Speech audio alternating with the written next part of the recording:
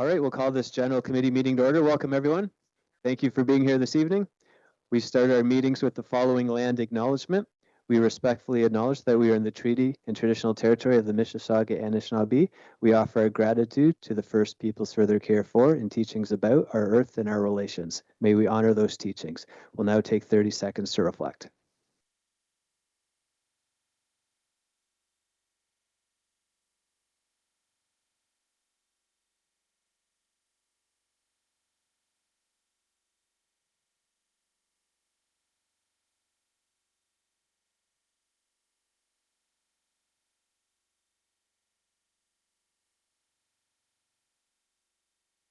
Please stand for the singing of the national anthem.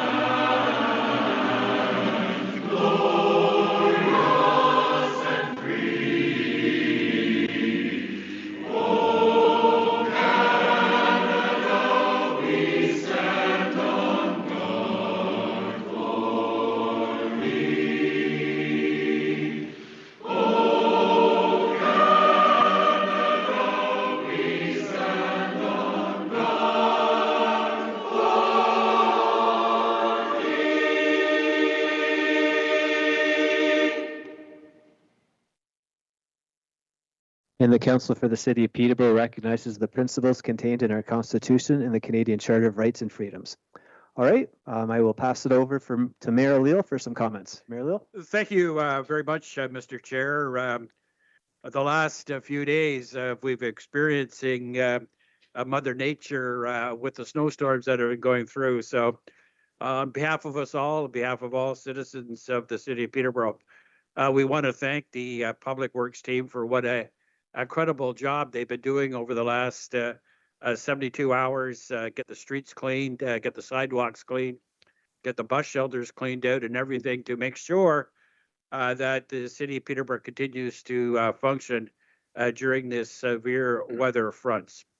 I'd also like to take the opportunity to acknowledge the work of Councillors Riel and Burke working in tandem with our social services team and our facilities and property team, responding quickly late last week when Environment Canada flashed the yellow code to indicate severe cold weather. Everybody working together, working exceptionally hard together to make sure people experiencing homelessness would have a warm place to stay. As it was indicated, of course, we opened the old fire hall up at Carnegie to accommodate a number of people. And as of today, we're continuing to monitor the current weather fronts that are going through and until the end of this week and make sure that we could have capacity so that none of our citizens are in the cold during this very severe weather. Thank you very much, Mr. Chair. Thank you very much, Mayor O'Leil, for your comments. All right, adoption of minutes from December 1st, 2025, moved by Councillor Degay. Any comments or questions, errors or omissions? We'll take a vote.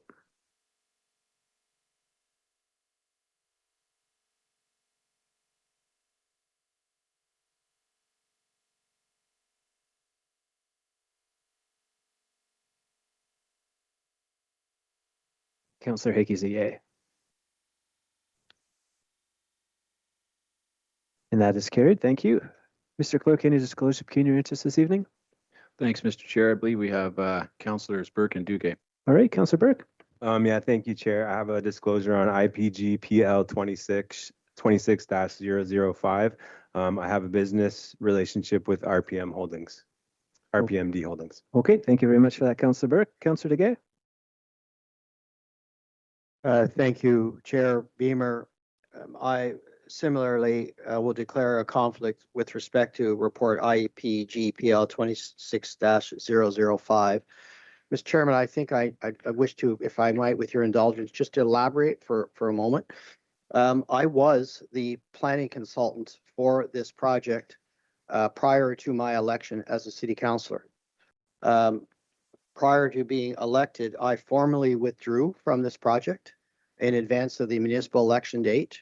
I have correspondence to that effect with the property owners, and to this date, I've had no involvement with this project, well, nearing now 3.5 years. So, but I was the original applicant for the official plan and zoning bylaw amendment applications as filed with the city. Thank you. Thank you very much for that, Councillor DeGay. All right. Reports out of closed session. We have 4. First, land transaction. That council approved the recommendation outlined in report LSRS 26-001 dated January 26, 2026 of the Commissioner of Legislative Service as follows. That respecting a proposed land acquisition, staff be directed to proceed as outlined in closed session report LSRS 26-001 dated January 26, 2026 of the Commissioner of Legislative Services. Moved by Councillor Hakey. Comments or questions? Councillor Real? Through the chair to Commissioner Nelson, and just a little bit of latitude here. I know this has to do with the land acquisition and the intersection at Fairburn and certainly Tower Hill. Is there anything in the works to fix up Tower Hill Road? I don't know who did the paving job, but I don't think they did a very good job in paving Tower Hill from Charlotte or from Shamong Road to Fairburn Street. Through the chair, there is a medium to long-term project that is basically recommended through the Transportation Master Plan for Tower Hill Road from Fairburn to Shamong. The unfortunate part is at that point it's in the list of ongoing or forthcoming capital projects, and unfortunately that list is significant. And right now what you've seen is, unfortunately, it's Public Works has been tasked with the task of basically a stopgap solution in the interim, and this was basically an option available to them to try and hold the surface together for a medium term in order to try and get extended life out of it with minimal cost. So again, as much as it won't be perfect, it at least helps hold it together for a period of time. Thank you, Councillor Real. All right, moved by Councillor Hakey. We'll take a vote.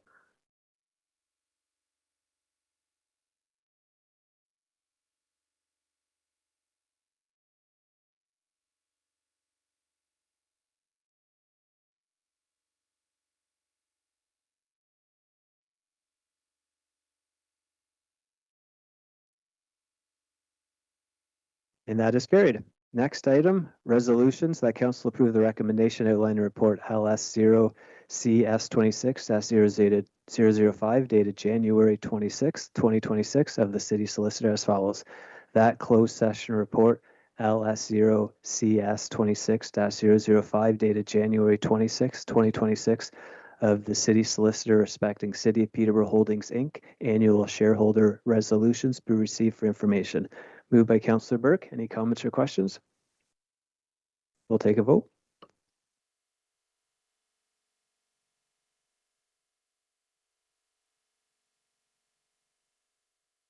And that is carried. Third item, lease. That council approved the recommendation outlined in report CSRPCS 26-009 dated January 26, 2026 of the Commissioner of Community Services as follows. That staff be authorized to proceed as outlined in closed session report CSRPCS 26-009 dated January 26, 2026 of the Commissioner Community Services. Moved by Councillor Purnell. Any comments or questions? We'll take a vote.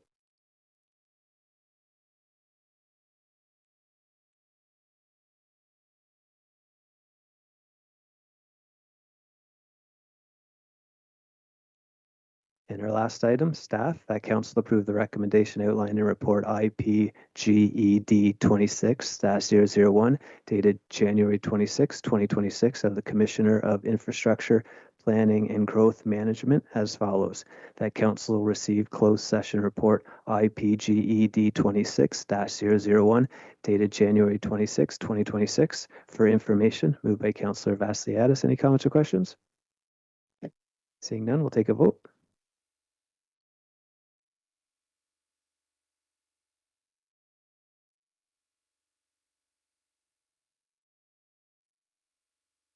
And that is carried. All right, we'll move to our consent agenda. Committee members, let me know if you'd like to speak to any of the following. 13A, Kofi Annual Shareholder Resolutions. Anyone wishing to speak to that? Seeing none. 13B, Procedure Bylaw Report. Anyone wishing to speak to that? Councillor Burke and Lachika. 13C, March 2025 Ice Storm After Action. Anyone wishing to speak to that? Seeing none. 13D, Physician Recruitment Pilot Program Summary. Anyone wishing to speak to that? Seeing none. 13E, Community Sector Greenhouse Emissions Inventory and Update. Anyone wishing to speak to that? Councillor Chica. 13F, Notice of Operation. Oh, sorry.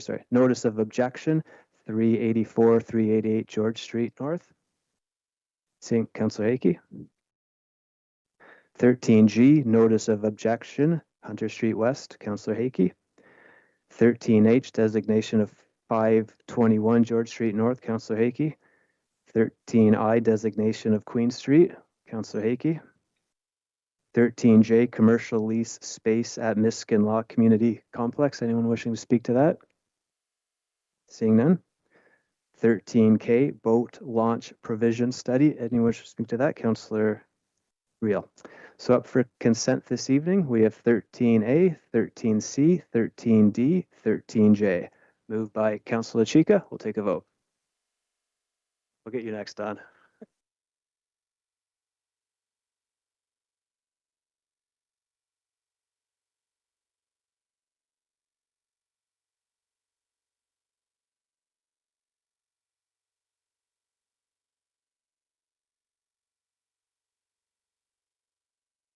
And that is carried. We have one item this evening under the Planning Act, so I'll pass it over to the Chair of Planning, Councillor Purnell. Okay, thank you very much. And welcome to anybody who's joining us in the gallery for this evening and also watching us online. Tonight we are dealing with the official plan and zoning bylaw amendments for 223 Crescent and the group of homes in that area for redevelopment. And we do have two delegates plus the planner will speak to us, but starting us off will be our land use planner, Mr. Ian Walker, and he will do the staff presentation for us and introduce the project. Welcome, Mr. Walker.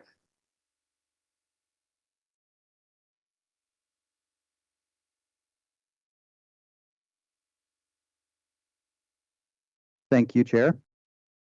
Through the chair to the committee members. So I think everyone is fairly familiar with this site, the Crescent Street development, proposed development.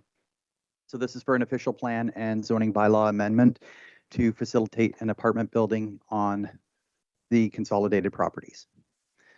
So just a bit of kind of general details. It's about just a little over 0.6 hectares, which is about 1.6 acres, frontage on Crescent, about approximately 110 meters on Crescent, 55 meters on Lake Street, and then another 8.5 to 9 meters on George Street for the one property there. Right now, they are all low-rise residential, and it's proposed mixed-use residential apartment building. So property, of course, located between George and Crescent Streets here, with our art gallery just over here, Del Prairie Park. And just a little bit more of a close-up. These are all the properties here. So we have 8 contiguous properties, and then one property on George Street that is separated by a rear rear laneway that provides access to several of these properties here. That is an issue that I'll discuss a little bit further on here, and it's also included in the report. So here's a few photographs of the site. These are the property looking just along the corner intersection of Lake and Crescent Street, the existing apartment buildings there. And then looking eastwards, the bottom right picture there, from the intersection of George Street and Lake Street towards the development. So the three buildings here, the two apartments, and then this White House are the ones that would be removed from the property. And again, we got a view along Crescent Street. This is this house here is to remain, and then it would be from this house upwards here where they're removing. And this is a view from George Street, and this is the house here that's going to be removed, and this is the alleyway that goes in between these two houses. So just of the surrounding neighborhood here, we have the 6-story apartment building on the north side of Lake Street. It's surrounded by George on the west and Perry Street on the north, Crescent on the east, and Lake Street on the south side. And it's just across the street from these apartments. And this is a view of an apartment building just to the southwest of the intersection of George and Lake. It's a 13-story building built in the 1960s. And of course, I've provided this view here because I want you to remember just kind of what the size and shape of that building is relative to the proposed development. So the proposals first to change the designation from the Little Lake South Sub-Area 1 to the downtown core, and that would be for the eight contiguous properties on the east side. Right now, with the way the proposal is structured, the property that's fronting on George Street doesn't need to be changed or moved to the downtown core designation. And by just keeping it in the Little Lake South designation, it's in keeping with the remainder of the neighborhood. So focus again on the contiguous properties. That's where the proposed high-rise development is. And right now, again, they're zoned low density, so R1, R2, and R3. And we're proposing to change it to a modified C6 commercial district, and that allows for the ground floor commercial with residential above. And in this case, one of the exceptions does allow some residential on the ground floor as well. So this proposal is the artist's concept of this one, the architect. They were proposing a 17-story building, again, containing a range of units. We have structured the proposed bylaw so that it could be a range from 100 units up to 225 residential units, and that is purposefully done to make sure that there's at least a minimum density provided on the site. And should the developer choose to change their mind on how high or how big they want to go, they may decide to come in with a lower build, and we don't want to limit it to just being a strictly high-rise building. We've also incorporated step backs along Crescent Street, and that's done to reduce massing of the proposed building, along with proposing a smaller tower floor plate, again, to reduce the massing impacts. And again, going back to that photograph that you saw of the 13-story building that was built in the 1960s, much, much larger tower floor plate. It was right up, like 13 stories straight up. So this one would have a larger base with a podium, and then a point tower towards the north end of it. And again, I'd noted the ground floor commercial at Lake and Crescent. This is the concept drawing the most recent concept drawing that staff had reviewed and worked with the applicant to try to ensure that we had the right standards in the proposed zoning bylaw. As I'd noted, there were 3 standards that were changed to try to minimize massing impacts of the proposed tower and the building. And so the developer has acknowledged that they can work with those if that is what council's wishes are.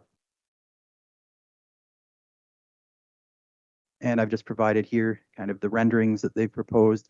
So a couple changes that were noted from these renderings is there is a portion here that would not actually be a 6-story podium, but 4-story across Crescent Street here. And then moving on here, this is what the what the building would look like if you were on George Street, kind of in the backyards of those houses that are fronting on George and looking east towards the building.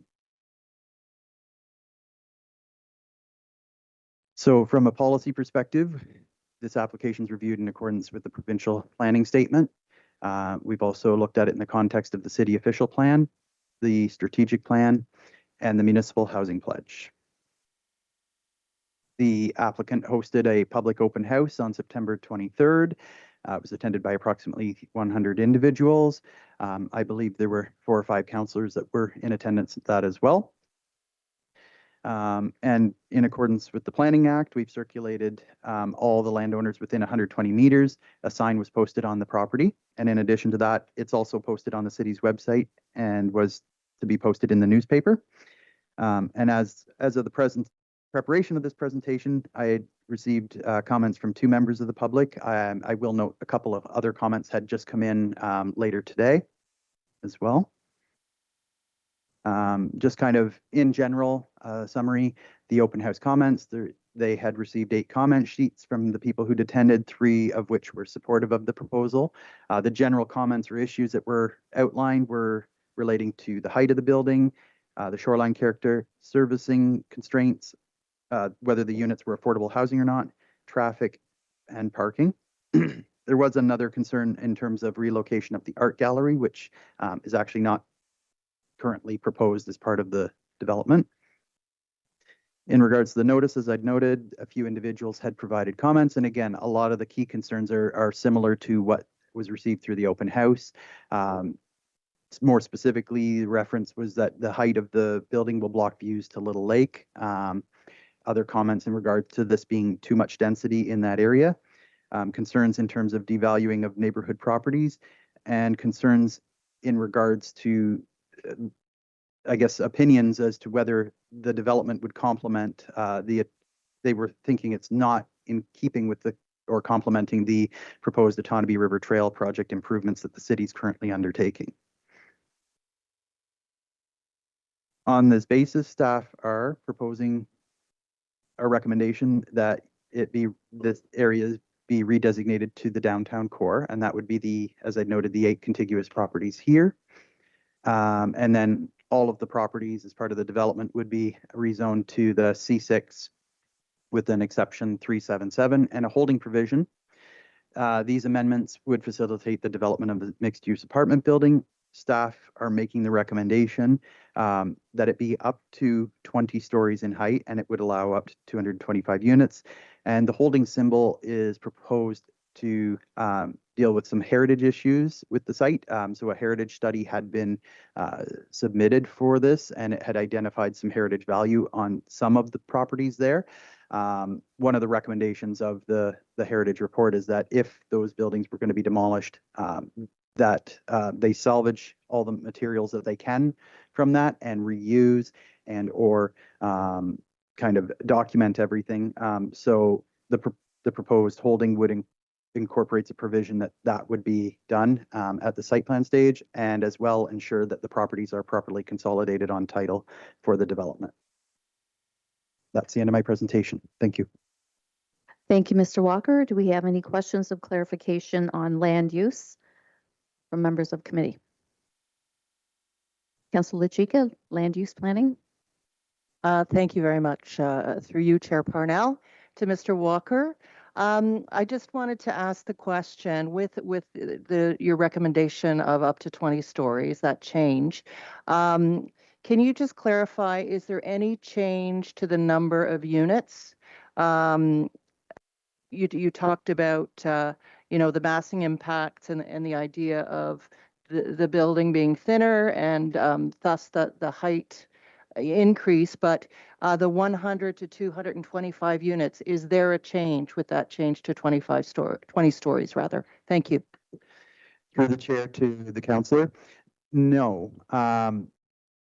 The developer, the most recent concept actually has 210 units in it. Now that's a mix of bedrooms, right? There's some 1 bedrooms, 2 bedrooms, sometimes what they call a 2+ bedroom, so it has a den as well. Now what may happen though even within that existing building where they currently had 210 units proposed, if they went with more one-bedroom units and shrunk some of those units, they could increase their unit yield up towards that 225.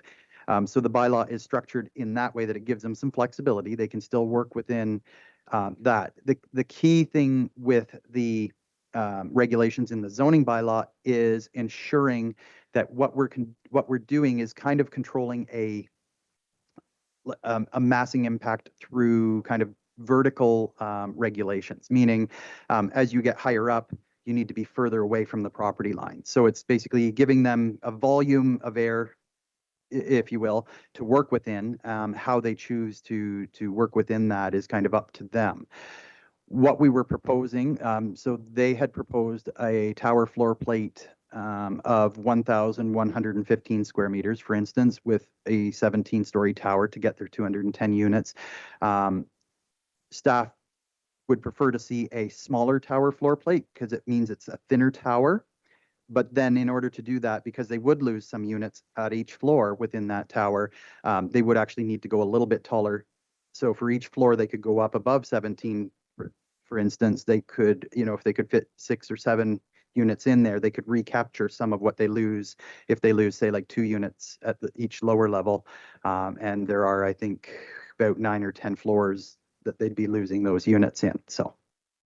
Thank you. And it's supplemental, if I may, Chair Parnell. Thank you for that information.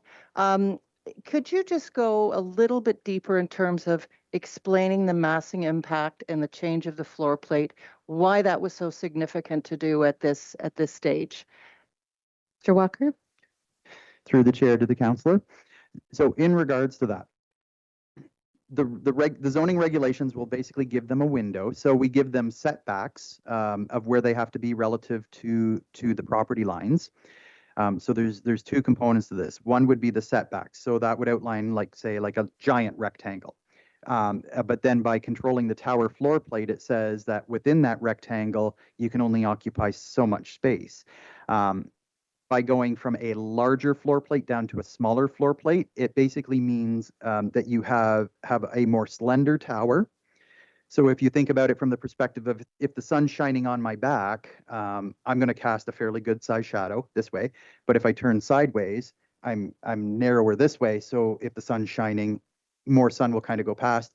What will also happen is because it's narrower, the sun will actually kind of pass by like the shadow will pass.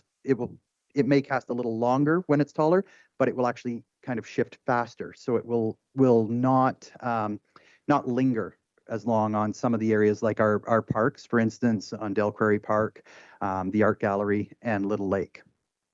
Thank you. Just one final supplemental, if I may, Chair Parnell. Thank you for that. So just to summarize, then it was mainly a shadow and lighting factor that the benefit of the smaller floor plate facilitates. Is that correct? Through the chair, yes. Thank you. Thank you. Mayor Leal, you have the floor. Thanks very much, Madam Chair, through you to Mr. Walker. Mr. Walker, members of the council have received correspondence from Mr. Bennett that he'd like to stick with the 17 floors for this project. Have you seen it, this correspondence, or were you aware of this correspondence? Mr. Walker, please. Through the chair, yes. Thanks very much.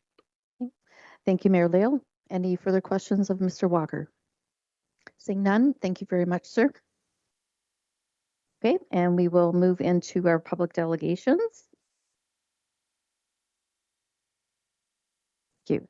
So if Mr. Alan Deaton could please come forward to the podium.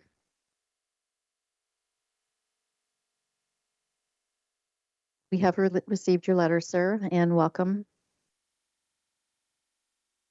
Madam Clerk will get you all set up there.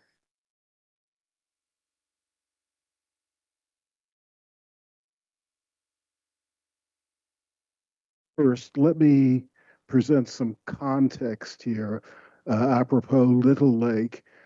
Peterborough's history holds high regard for the uniqueness, the beauty, and the views of Little Lake. Little Lake is more than just an important view. It's the very heart of the city's cultural heritage. The clearest example is that one of the first things community residents inevitably do is to take new visitors for a drive around Little Lake. Now, in 2010, Peterborough updated the Little Lake Master Plan and proclaimed it to be good for 20 years. Now, in its very introduction, the Little Lake Master Plan distinguishes Little Lake as a special area distinct from the downtown core. And I quote, Little Lake is a distinct resource in the heart of the city's urban area. Few cities have a resource like Little Lake that supports a wide variety of uses, both on the water and in the parks and open spaces at the water's edge. Little Lake is adjacent to the downtown core, residential neighborhoods, parks, natural areas, and a cemetery, and is an important node on the Trent Severn waterway. Now, the master plan goes on and discusses the west shore of Little Lake along Crescent Street and proudly proclaims, and I quote, water's edge is not hidden behind a veneer of development. Let me repeat, water's edge is not hidden behind a veneer of development. The master plan subsequently goes on and says, the waterfront is not demeaned by buildings that are too tall. Let me repeat, the waterfront is not demeaned by buildings that are too tall. Now, Ashburnham Realty proposes a mega-story high-rise precisely in the area that we're talking about.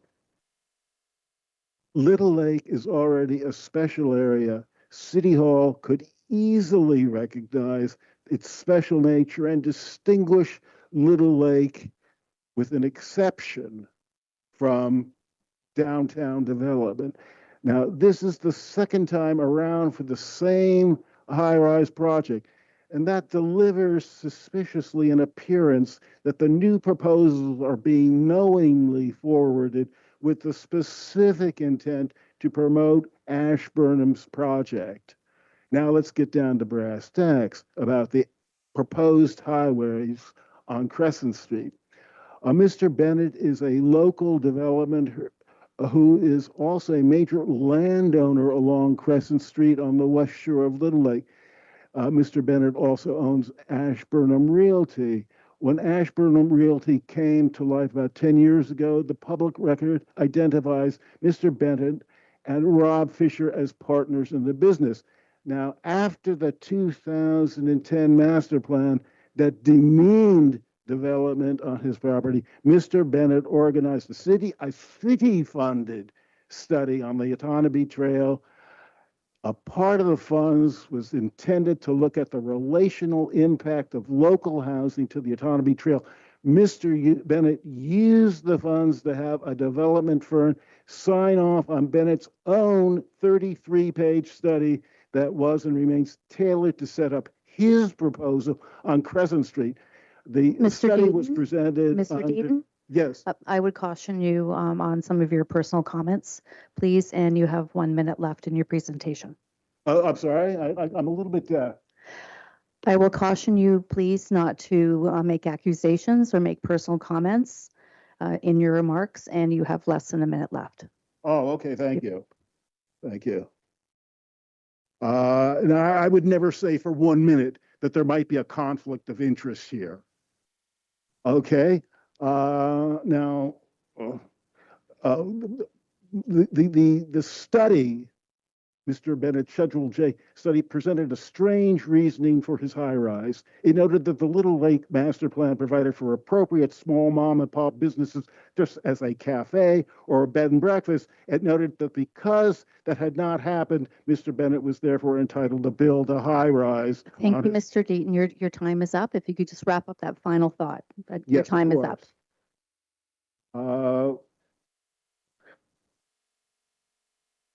In 2018, when Ashburn first proposed the Tyrod project, it was met with overwhelming disfavor on two grounds. It was inappropriately ugly, displaying such a beautiful area that it blocked the view of many people, and that it valued the property of the condo owners directly across the art gallery.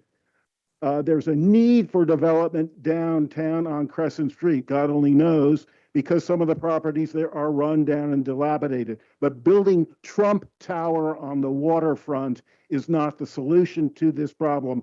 No, it is a problem. So if you vote for this proposal, you will jump out of a small frying pan into a very big fire. Okay, thank you, sir. And for procedure, I do need you to officially state your name for the record and give us your address. I should have asked you that at the very beginning. I apologize. But if for the record, my name is Alan Deep. And your address, please. 169 Lake Street. Okay. Right in the middle of what we're talking about. Okay. So hang on a second, please. Are there any questions? Seeing no questions, thank you very much for your delegation, sir. Thank you. Our next delegation person is Michelle McCarthy. If you could please come forward.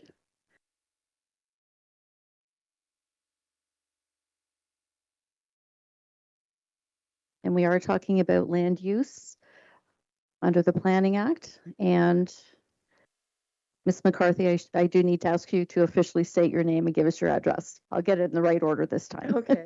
Thank you. My name is Michelle McCarthy, and I too live at 169 Lake Street, but my view is westward. Okay, just to tell you. So my view of Little Lake is not the issue that I want to talk about today.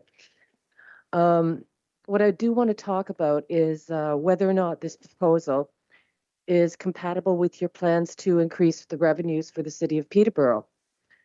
The planning department approved the project, but they're looking at it from a narrow technical perspective. It's not their scope to consider whether or not this is beneficial for the city's coffers and the residents as a whole. They're basically operating in a little silo, which is, doing their job. We do need housing. And the city has growth targets in line with the provincial government's expectations, as was mentioned on some of the slides we heard earlier. We need to attract new residents, grow our tax base so we can fund the necessary services.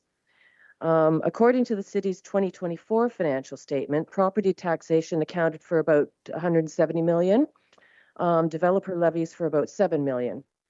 But building a development of this size on this location will diminish the appeal of our city for those who considered moving here.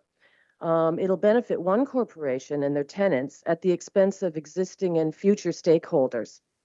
I moved here in 2024, and the landscapes and activities on and around Little Lake were one of the main draws for relocating to Peterborough.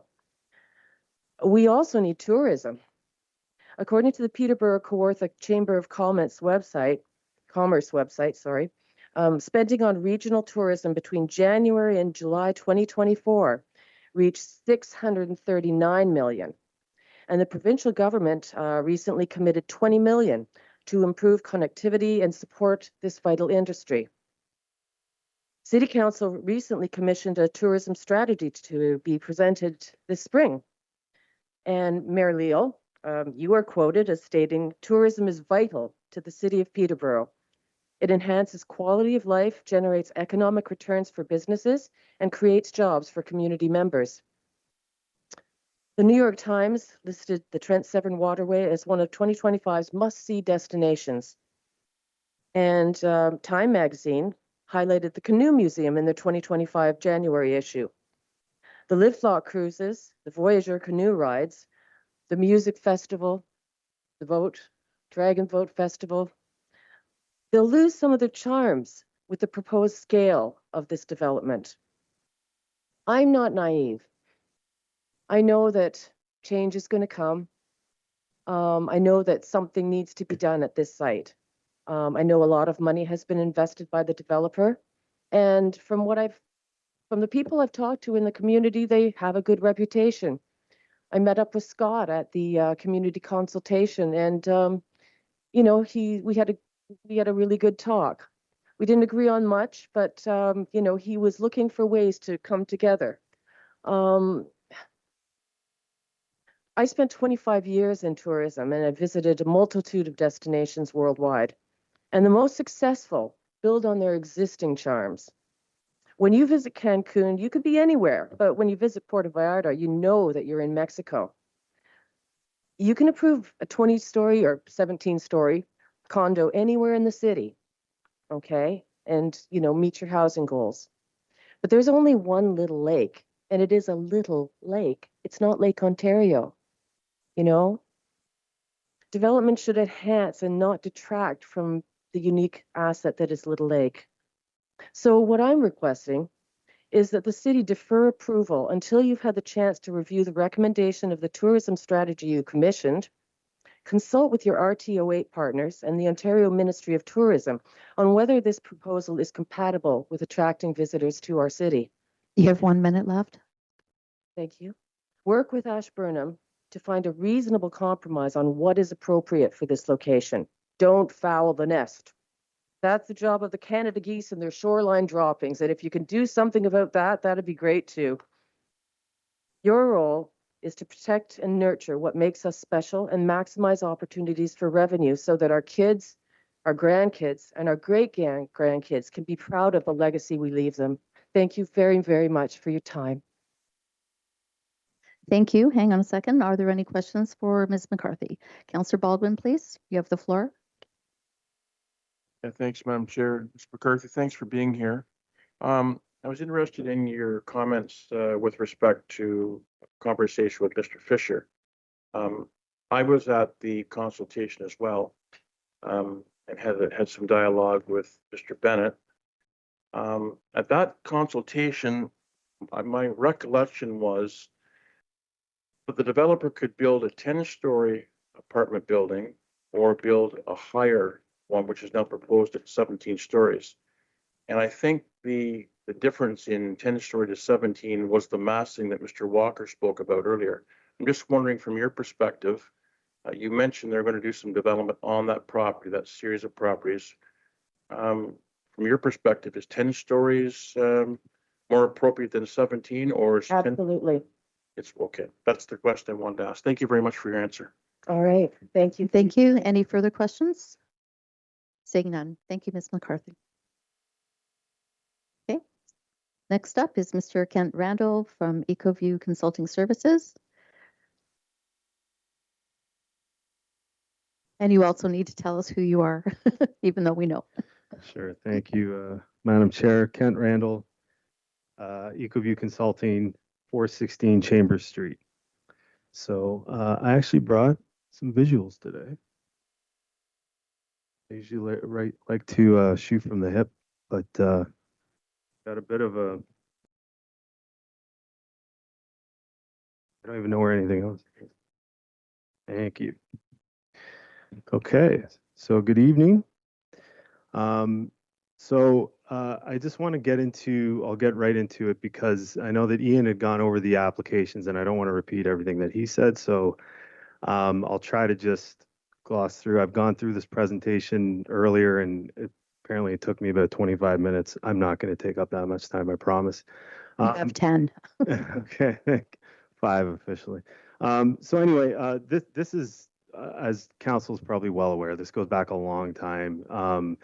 Sorry, I should point out I'm the agent for the applicant, RPM Holdings, care of Ashburnham Realty, and they've been working on the site for years, for almost 20 years. And when we were brought in 2023, Unity with Michael Gallant and his team put together a wonderful design at that point that we put forward to the city for pre-consultation. We had everything we needed for a complete application.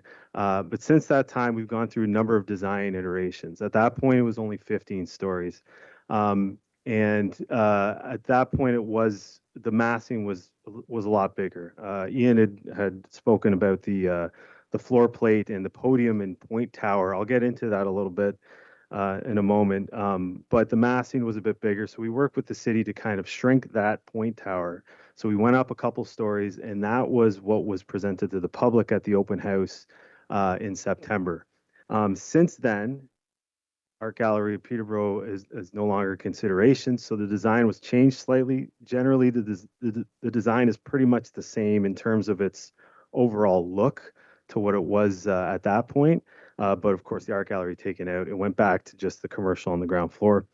And so that was provided to staff in early December. And that was the one that you see the pretty pictures of in your package. I'll just get right into the concerns because some were touched upon in Ian's presentation, the last two delegates. And just to emphasize that the design at the open house was 17 stories and 231 units. So since then, it's been changed slightly, tucked in a little bit here and there. I'll get to that. So anyway, the building height, I just want to talk a little bit about that because I think context is really important in this situation. And massing is something you hear a lot about. And so I'll try to explain that as best as I can. In this area, as Ian had pointed out, we've got a 13-story building. It's only about 100 meters to the west. You have the Lake Vista building that's just north of the site. It's 6 stories. It's an emerging area. It's a changing area. The changing area, which I'll show here, is these are the this is the draft CPPS. So it shows the areas that are proposed to be within the CPPS that will allow certain heights through a Class 2 variance. Class 2 variance is a staff level variance, and so it wouldn't have to come to council. It could be approved just by staff. And so you can see in that block, and that purple block is the Little Lake sub area 1. That's where 10 stories would be through staff variation. It wouldn't have to go to council. It wouldn't have a public meeting. Likewise, on the other side of George Street, you've got 8 stories, and then you have that existing 13-story building. And then just north is where the core area is. And we're trying to go into the core area through the official plan amendment and the rezoning to the C6. And you can see just north of there, we've got 17 stories that would get a Class 2 variance if someone applied for it. And they can meet all the parameters.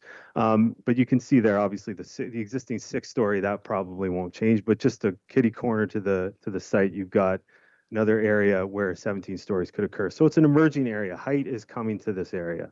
And it's coming to the area just north of Perry Street as well. And that's all within the core. And then you can see here, this is what we're proposing. And the zoning is going to restrict those halves of the properties, or I'll just call them subject lands. So you see the 17-story point tower is restricted to that corner. And then as it goes down and steps down towards the south, you get to 4 stories by the time you get to the low density. But again, the low density, which in accordance with your official plan and what could be the future CPP, transitioning to higher densities and taller heights. And so, and just to speak to the other concerns, just briefly, because these were brought up at the open house. So the servicing capacity, not an issue, and your staff have confirmed that. There is no affordable housing that's proposed with this proposal. Ashburn Realty has had other affordable projects in the past. I want to point that out. In this case, they're not condo units; they're market rent units. Okay, so the condo had been brought up before, and I think a previous iteration of this was a condo. Traffic entry and exit is from Lake Street. It's not from Crescent Street, and I'll get to in a moment why that's important. But also the traffic impact study verified or concluded that the existing road network can accommodate the proposal. Staff concur. And then in terms of parking, and this may be less of a concern with the art gallery not there, but the building will far exceed the parking requirements of the city's zoning bylaw. So then, just briefly, this came up a lot at the open house, and we've heard it quite a bit, and that's the Crescent Street proposed redevelopment, the Autonomy River Trail and Shoreline Improvement Project that's ongoing with the city. What Unity has done with their design is they've tried to integrate the building with a potential redesign of that site with a closed Crescent Street. We've shown that on various plans. We've also shown plans with a one-way Crescent Street. And that's ongoing with the city. That's out of our hands. And that's not something that we have any control over. However, I do want to point out that we are, and the applicant certainly would prefer to have something like this where there is a linear park and where there is an interface with the building to those public lands. The potential for cafes, restaurants within that first floor provides that sort of opportunity for that interface. And then of course pedestrian connections, and we're cutting off, as I said, the any traffic from going into that area. So the current design, as I pointed out, we shrunk the floor plate. AGP is no longer in there. Building height was maintained at 17 stories. The units were dropped to 210. We also tucked in the step backs, so they're deeper. They're not as shallow as they were before. Again, that lessens massing impact. So when you're looking at massing, if as was pointed out by Councillor Baldwin, the potential for a 10-story building where it doesn't require a point tower and podium, the massing from a 10-story wall is much greater than step backs in a point tower when you're looking at designs like this. So that's why the height isn't as much of an impact as what would be for a massive wall of windows. And so we work with staff to try to address their concerns with step backs and things like that. Ultimately, we came to we provided a proposed draft bylaw. And then staff came back with the bylaw that's before you tonight. Some of the changes that they made to what we had proposed, we're fine with. Things like increasing the commercial space on the ground floor where it comes from the corner of Locke and Crescent. The increased step backs at the fourth floor that as you come back to the south, we're fine with those. There's just 3 particular provisions that we would prefer to have changed to what reflects the design that we provided in December. The 3 of them are the maximum building height at 17 stories is what we would prefer. The maximum tower floor plate, which is slightly larger, and Mr. Walker pointed to that, and the west side yard setback for the parking structure. The primary reasons are that we haven't vetted that through redesign yet. We could potentially have a building at 17 stories and still meet those provisions, but we don't know. And since we provided that to the public, the 17 stories, this is what we've gone through. We've gone through all these different design iterations to come to that point. We'd like to press forward with that, and that's the design that we feel is still, conforms to your official plan, still meets your urban design guidelines for the most part. You have about 1 minute left. Okay, and I'll just show you these. These are the particular provisions. So that's the setback. What we would like to see is 1.5. What staff have proposed is 3. And then the floor plate, what we would like to see is 1,115. What staff have proposed is 1,000 square meters. So those would be our recommendations or our requests, respectfully, of course. We can work within the parameters, could probably work within the parameters of the draft bylaw, but we would like to stay true to what the design was, what was presented to the public. And as I said, overall, the development is good for the context in the area. It meets the OP and is consistent with provincial planning statement. And there's certainly opportunities for the redesign of Crescent Street that can be integrated with it. So with that, I'm happy to answer any questions. Thank you. You have 16 seconds left. Oh, Well done. cut that Although down. we do have a question for you, Councillor Crowley, please. Thank you, through you, Chair. Thank you for being here. I do have a question regarding the subject property on George that is sort of across from Westcott. Just what is that going to be used for in the new development? Is that a driveway into a parking lot? Is that how that's going to be used? So through the chair, yes, it is a driveway. So there initially the plan was to have parking there with a driveway. So that changed. It just wasn't feasible in that location to have the parking there. So we put it just to a driveway. And then also the city's transportation department requested that driveway be a one-way in. So that's what it's going to ultimately be, just a one-way in. Nobody will be able to get out from there. The main ingress egress will be off Lake Street. But no buildings will be located on that. Fair. Property. That's great. Thank you. The other question I had is, can you just talk a little bit more about the linear park idea? Is that part of this development? Is that coming potentially working with the city if they do some work with the Autonomy Trail, or? So through the chair, that's not part of this proposal. So everything is this proposal is within those property lines. The city is currently working through, staff are working through potential redesigns for that strip, right? one of the ideas was for this linear park closure of Crescent Street, basically once you get to Romaine, or not actually north of Romaine, where Crescent curves in. So we would, as I pointed out, we would prefer that. That would be perfect as far as we're concerned. It would be a great way to sort of integrate the building with public space. But as I said, it's not within the purview of these applications. Thank you. Thank you, Chair. Excuse me, thank you. Mayor Leal, you have the floor. Thanks very much, Madam Chair, through you to Kent. Kent, just trying to connect some historical dots. Back in 2010, the iteration back in 2010, did you say was for 15 stories back then? No, through the chair. Sorry, it can get confusing. So the 15 stories was from early 2024, late 2023, I think, around that time. Good. Thanks. Just another question, Madam Chair, through you to Kent. Kent, there's A to E recommendations, but if we stick with the 17 stories that Mr. Bennett prefers, that would make item E redundant. Would that be correct?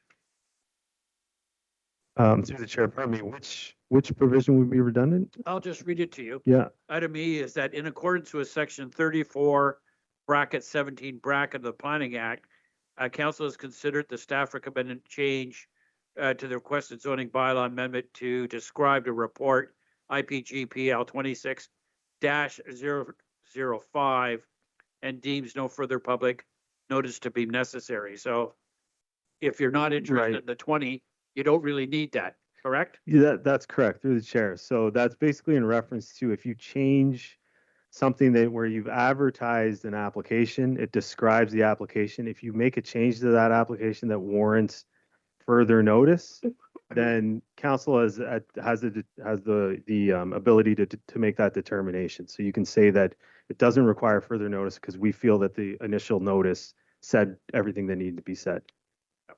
Just one further thing, Madam Chair, through you, so that you're fine with A to D then on the recommendations. I would suggest Appendix E would change a little bit. Yeah, through the chair, what the bylaw itself is where we would want a change made. So the zoning bylaw, and I've pointed them out. They're up. It's up there, and you can see reference to it. So subsection B, Roman numeral 2, which describes the tower maximum height, then the tower floor plate, which is C, and then G, Roman numeral 3. Okay. Thanks, Madam Chair. Thank you, Mayor Leal. And I would suggest perhaps that staff prepare an alternate for Appendix C to recognize that we could very well be going with the 17-story recommendation, just in case we get to that point, please. And next on the list is Councillor Baldwin. Go ahead, please, sir. Thanks, Madam Chair. Mr. Randall, thanks for being here. My questions were similar to Mayor Leal's. You're wanting the setback from 3 to 1.5 meters, and you're wanting the floor plate to be a little larger than smaller. Not smaller, a little bit larger than's been recommended.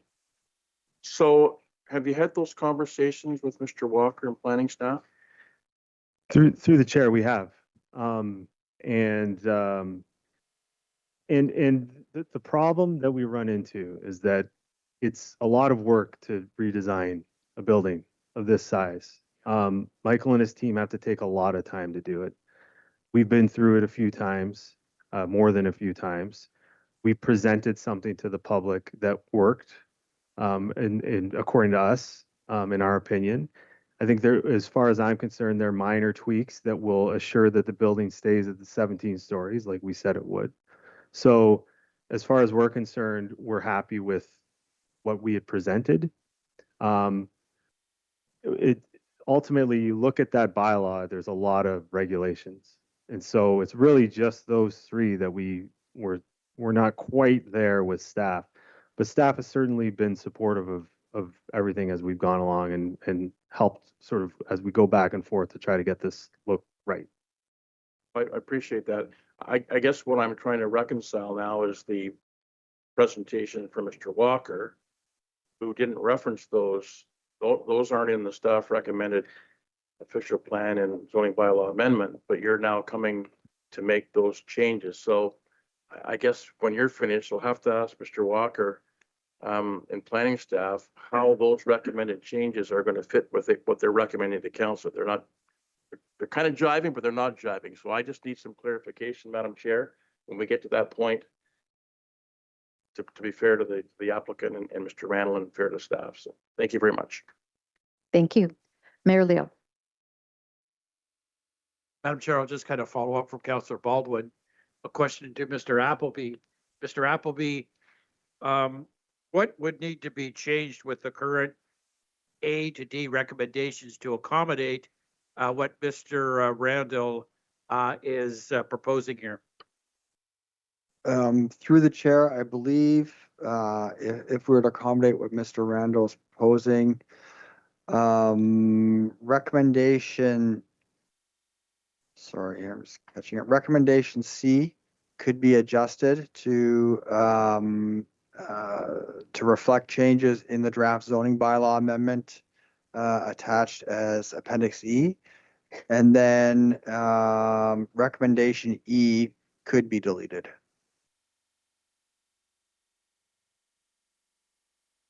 Mr. Appleby, could you give me that one more time so I can, I'm trying to write as you're replying. Sure, Mr. Chair or Madam Chair, through the chair. Recommendation C could be amended to make amendment to the draft zoning bylaw, which was attached as Appendix E to the report. Okay. And so the draft zoning bylaw could be amended to implement the regulation, the proposed regulations that Mr. Randall's put forward. And then recommendation E, if that happens, could be deleted. Then my next question through you, Madam Chair, Mr. Appleby, what Mr. Randall has suggested changes, are you fine with you? I mean, we can accommodate it? Through the chair, if that's council's wish, we'll certainly implement that. Okay. We put forward a recommendation that we felt, that was kind of making, trying to balance sort of all the policy objectives in the area. But certainly, if this is council's will, happy to make it happen. Okay, thanks, Mr. Appleby. Great. Thank you. Oh, Councillor Baldwin, further question for Mr. Randall? Yeah, thanks, Madam Chair. Again, I'm trying to reconcile staff recommendation that they've come to council and presented. Then we've got an adjustment or an amendment to the proposal. I guess the question I have, Mr. Randall, to you or the applicant is if council isn't comfortable with those changes because they're not recommended right now by staff, can your team work with what's up there, the items that aren't struck back, so the 3 meter setback and the 1,000 square meter plate as opposed to 1115? I guess that maybe that's the question to the applicant, but perhaps you can speak on their behalf. Through the chair, I can't speak to it. I would say that yes, we would be able to work with that. It's just the applicant, we went through this process, we presented things to the public at the open house, and we took the time to sort of come to this design, which took a long time to come to. And I think that that's our preference, let's just say, would be to have what we've put forward here. If it were to change, if you were to go with a recommended bylaw, we could make it work. Thank you for that, Mr. Randall. Okay. Thanks, Madam Chair. Thank you. Any further questions for Mr. Randall? Seeing none, thank you very much, sir. Thank you. Oh, are you sure? Last call. Okay. Okay, Councillor Crawley changed his mind. Go ahead. I'm good. No. No. Come on. Come on now. This is your opportunity, sir. Thank you, Chair. Through you, Just a curious question. If this is approved, when is shovels in the ground date? Through the chair, hoping fall of this year. See, easy. Great. Thank you very much. Excellent. Okay. So we've done that. So I do need a mover, and then we can have debate. Mayor Leo, Madam Chair, I'll move it. did you want to speak to it? Yeah, I'm just kind of reconcile what we want to do with number E, but I can make some introductory remarks. First of all, I really want to commend Mr. Bennett. I mean, I was at the public meeting at the art gallery last September, and it was certainly at that meeting where a commitment was made to 17 stories, and the conversation at that information meeting was certainly around 17 stories. We did have a situation in the past, recall 100 Street East, when there was a change in the number of stories, and that certainly we need to recognize around this table created a degree of angst, certainly that community when it was changed. So I want to commend Mr. Bennett for his consistency and his email that he sent to us. He said, basically, I made a commitment to the neighborhood that evening for 17 stories. I want to honor that commitment, and go forward.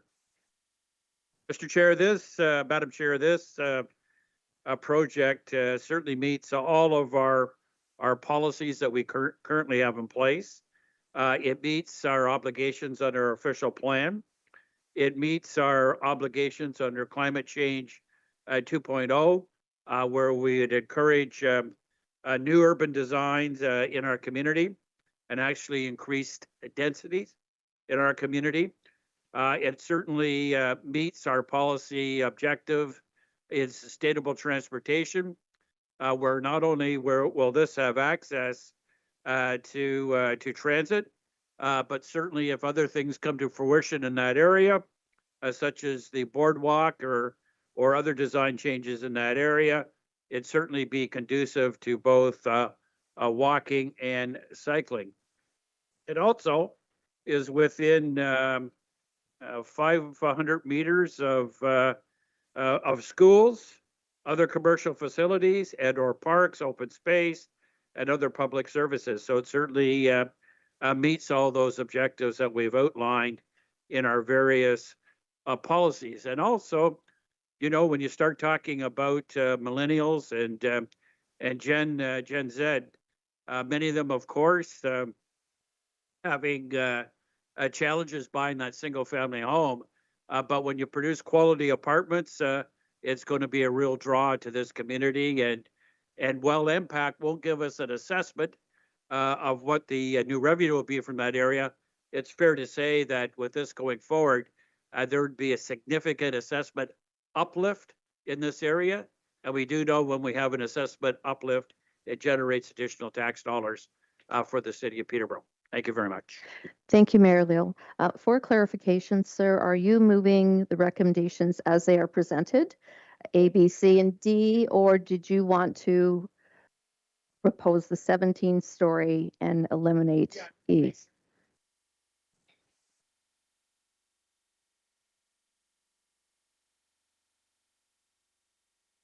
Okay, so we'll perhaps do some wordsmithing on C, that we're amending the Appendix E to the report to accommodate. Correct, Madam Chair. Okay, thank you very I much. didn't have time to wordsmith anything. That's okay. I think we understand the intention now, just looking around the table. Does anybody else wish to speak to this item? Nope, seeing none. Oh, you absolutely, this is your opportunity now. If you have any questions of staff, please proceed. Councillor Baldwin. Thanks, Madam Chair. One of the presenters said that the potential for this, Madam Chair, I think it was Ms. McCarthy said, or made the inference that the development with this height would be kind of a negative connotation or a negative impact for tourism. I see Mr. Jewett at the back. I'm just wondering if Darrell might make a comment or render an opinion if a high-rise building in this location would negate potential tourism opportunities for our city because we're building in this location and at that height. Okay, Sort of thank throw you. that at you quickly, Daryl, but I would value your opinion.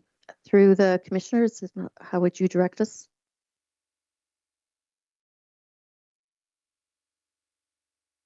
Through the Blair, perhaps, I'm sorry. through the chair, I'll begin in that, and then I'll defer to Mr. Julot to augment. Thank you. I don't believe that this it would be hard to understand how the direct impact to tourism would be impacted by a building in this circumstance if the waterfront is still available, which it will remain still available. It obviously it does have an impact in the immediate area and the buildings and the residents that are around it, but from a tourism perspective, short of it changing the landscape of the area to impact the attraction to the area. But obviously, as we've seen, it's, the developers doing a best attempt to make something that's visually pleasing. But again, and that's what staff's been working with them to try and augment. So I'll again defer to Mr. Julot if he has anything further to add. Director, please. Through you, Madam Chair, I think I would concur with what the commissioner said. I think it'd be hard at this time to draw a direct line to any negative impacts on the tourism side of things just because of the development. Could there be some things that fall out of it? I'm sure. But at this point, I think, with some of the broader plans for the area and stuff like that too, I think you could almost, you could paint a fairly positive picture as well too. And I say this just noting that I have not read the draft tourism strat plan yet, so I just want to kind of throw that context in there. But no, I don't believe, from my opinion, that there would be any direct impact.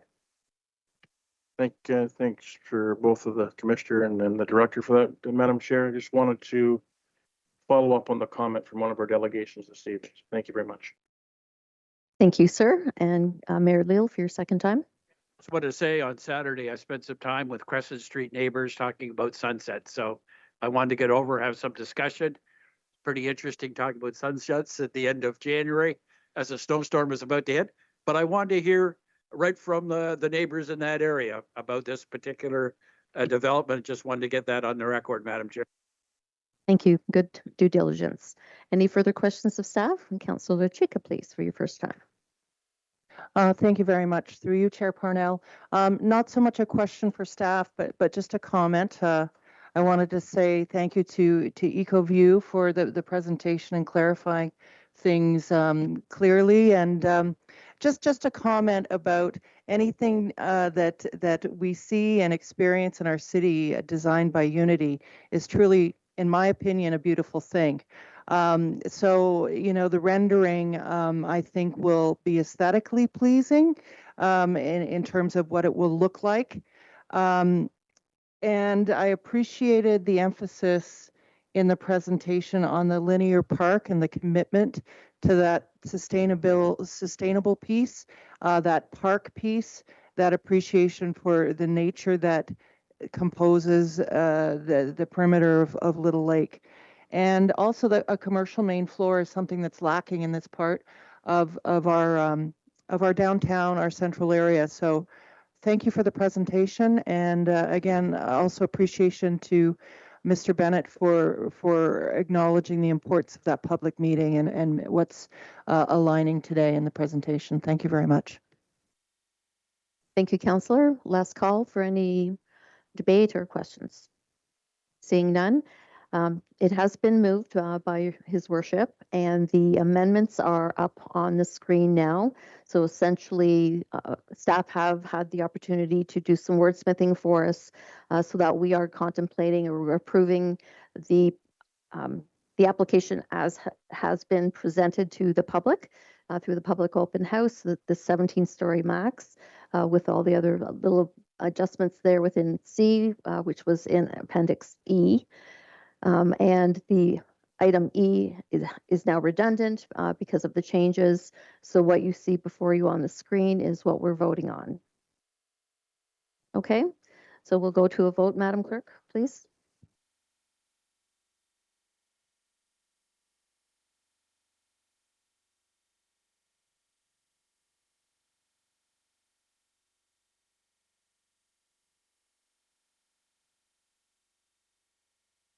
And so that is a unanimous vote, so it's 9-0. And I will note that both Councillors Burke and Duguay did not participate in the discussion or vote on this matter. Thank you very much, and back to you, Chair Beamer. Thank you very much, Councillor Patel. Well done, great job. Okay, so we'll move to our committee reports. 13B, procedural bylaw report. I have Councillor Burke and LaChica. Councillor Burke. Chair Beamer, thank you. Chair Beamer, thank you. Is there a possibility when we vote on this, just to separate out the individual changes? I know it's a lot, but there's a broad range of changes being presented. Is there any way to separate them out? Yeah, on the main page, sort of the highlighted ones, you mean? Yeah, we can do that. We'll separate those out when we vote. Thank you, Mr. Chair. So I'll just make my remarks. Colleagues, I'm pleading with you to defer the vote on this procedural bylaw as written and leave the work to the next term of council. These are not just simply housekeeping edits. This bylaw introduces a ban on personal electronic devices, drastically reduces how often and how long councillors can speak, and expands the authority of the chair. These are fundamental changes to how we function as elected officials, and they are being brought forward much too close to the end of our term, I believe. Firstly, I'd like to speak about the phone restrictions. I want to know where this idea came from in 2026 for us to not be able to bring our cell phone to the meeting. This feels vindictive and imperialistic. It creates a problem where no problem has been demonstrated. We have had no findings from the Ombudsman, no pattern of public complaints, and no evidence that council is conducting business electronically at the Horseshoe.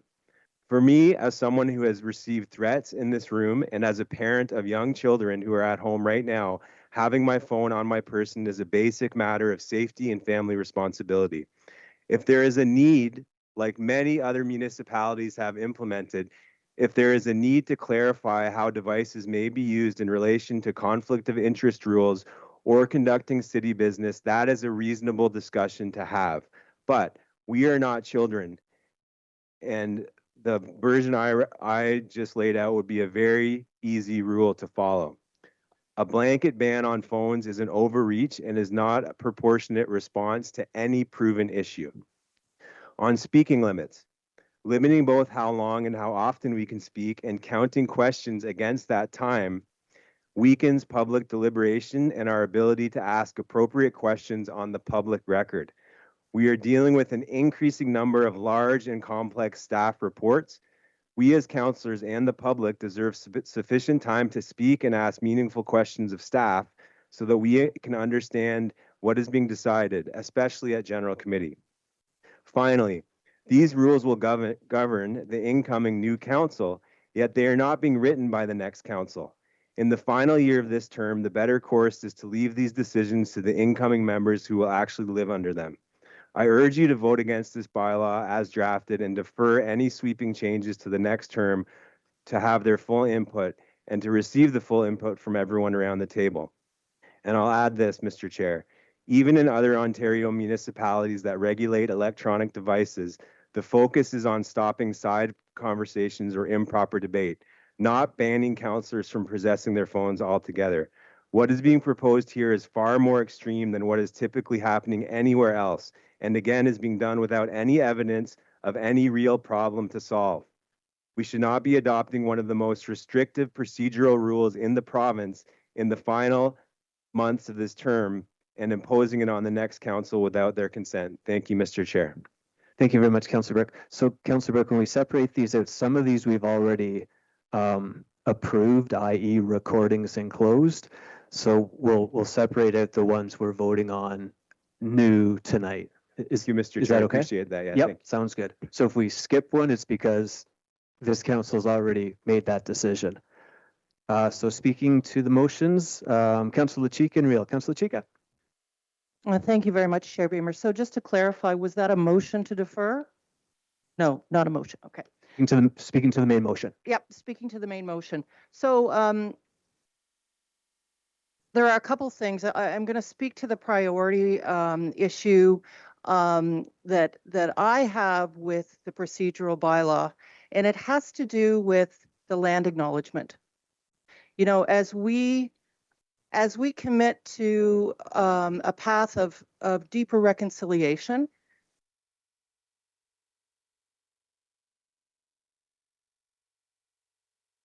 my microphone wasn't working. The land acknowledgement, I think it should be a no-brainer that we are really lifting up the best, the most honoring land acknowledgement to this territory and to this people.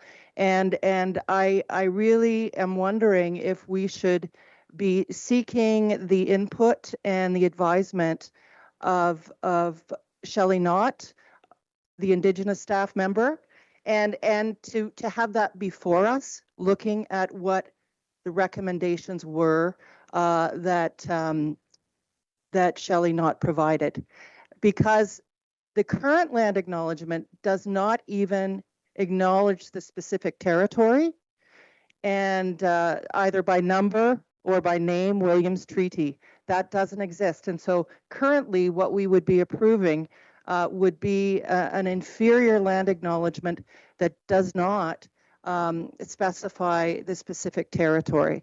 So that is one of the things that popped out to me in a really significant way as I read through the bylaw proper. The second concern is a matter of individual rights. First of all, I know that the procedure committee consists of the chairs for each of our meetings and the clerk and the Commissioner of Legislative Services. I'd like, through you, Chair Beamer, to ask a question of one of the members of the committee from the outset as to what the motivation would be to isolate councillors from the rest of the body of chambers. That includes the public, staff, the rest of the commissioners, who all have the right to carry a device for emergency reasons, as my colleague has talked about. According to the Code of Labor, we need to have access to be able to receive or send out any emergency communication. We are councillors without offices. We can't run to an office to a landline to be able to make an emergency call or receive one. We are portable. We don't have an office. All we have, our only link to the outside world, are children, of which I have one, and family members, which I need to access for emergency purposes. This is an individual rights issue. The Labor Code says employers must provide this, and we are elected officials. This would never happen on a provincial tier of government or on a federal tier of government, that elected officials could not have their phone on their body or be able to access it for any purpose. So my question is to you, Chair Beamer, if you could respond or the clerk could respond, the motivation for something that to me is very draconian. I don't understand it. It makes no sense. Under the Ontario Human Rights Code, we have the right, based on family status, to be able to access our children in a situation of emergency. Okay, we are in 2026. It's a digital world. We need to have safety. We need to have access to emergency means of communication. Chair Beamer, thank you. Thank you very much. CEO Rayner or Mr. Barber, did you want to answer that question, the staff recommendation of no electronic devices? Through you, Mr. Chair, I'm struggling with how not having an electronic device on your person during a council meeting offends anything to do with human rights. It's not a protected ground, but more specifically, there are always workarounds to how people can be contacted at times when they are otherwise focused on their duties. As a point of clarification for the councillor, municipal councillors are not employees of the municipality. You're elected officials. And so whatever you think you may have found, in a labor code, whatever that is not going to apply to you in your position as an elected official. More to the point, if council as a whole endorses the ban on cell phones for councillors during a meeting, there will be a workaround. You will be able to be contacted by your outside family in the case of an emergency, probably through the clerk. And has this type of ban been implemented at other levels of government? I'm actually going to refer this back, if I may, Your Worship, to the mayor so that he can tell us about his experience at Queen's Park. Thank you. Okay, thank you. So Councillor Cheeky, you have the floor if you want. Yes, Your but I second. still, I see, I Yes. don't believe I finished my Oh, yeah, 5 minutes. it's yours. So I didn't. second 5 minutes. Yeah, I didn't, just as a point of clarification, I didn't hear from Mr. Barber as to the motivation for this. And that was my initial question. I get a paycheck from the city of Peterborough as a councillor. And when I have to sign on a line about who my employer is, it is the city of Peterborough. So indeed, in terms of occupational health and safety, and indeed in terms of the Canadian Labor Code, we would have a right to emergency access as is stated in the Labor Code, and family status is a prohibited ground in the Ontario Human Rights Code. That means we have the right to be able to access our family, and we should not be discriminated against as councillors to not be able to have access and caregiving to family members. It's a family status is a prohibitive grounds. So, you know, to me, it's even out of order that something like this should be coming forward. And I've checked with other levels of government that no, you know, there are members of parliament and MPPs that receive information from staff when they're sitting in parliament or in the House of Legislature. It would never be done. And so I find it, I still haven't received an answer as to the motivation for something this extreme coming forward and naming a municipality where this is the case. Thank you very much. Thank you very much, Councillor Chica. So speaking to the main recommendations, I have Councillor Reel and Mayor Leal. Councillor Reel. Through the chair, I would like to make a motion to defer the procedural bylaw amendment, and I'll give that to the clerk. And certainly it is be it resolved the report respecting proposed amendments to the City of Peterborough procedural bylaw be deferred, and the staff be directed to return with a revised report that clearly identifies and provides rationale for each individual proposed amendment, and including A, the specific problem and deficiency the amendment is intended to address, B, the governance and democratic implications of the amendment, including any impact on council authority, debate, voting, agenda setting, and public participation. C, the confirmation of whether the amendment is administrative housekeeping in nature or represents a governance of authority shifting change. D, that any legislation requirement be or best practice justifies support the amendment. And E, a brief comparison with procedural bylaws of similar Ontario municipalities where applicable, and that no proposed amendment be advanced for adoption until council has had an opportunity to consider each change individually and with clear understanding of its implication. I would like to speak to that.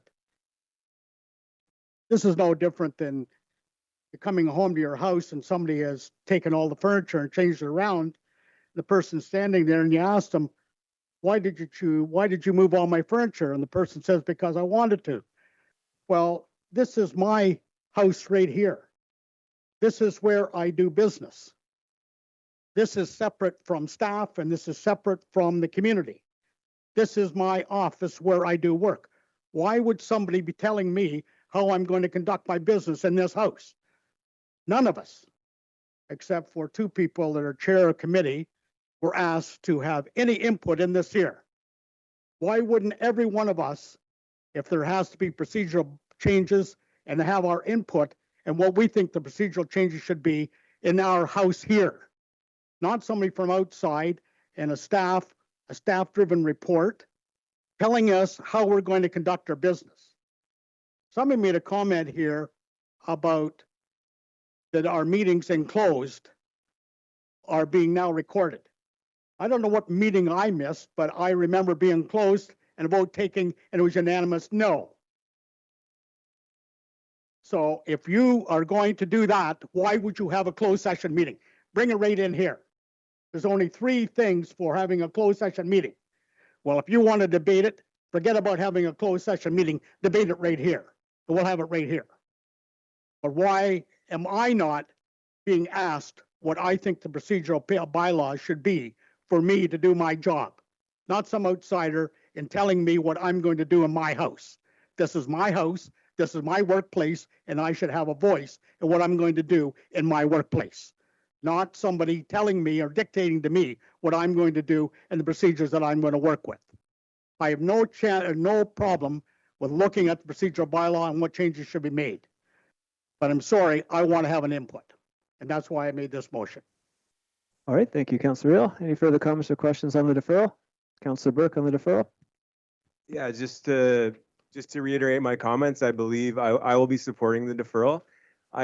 You have to look at the councillor to my right actually asked staff a very pointed question. And instead of receiving an answer to that question, which was what was the reason to bring these changes forward about the cell phones, what happened was a debate ensued between a staff member and a city councillor over some of the councillor's previous remarks. So I don't have an answer to the question in terms of where this idea came from, because to me, you know, we're creating a solution to a problem that doesn't exist.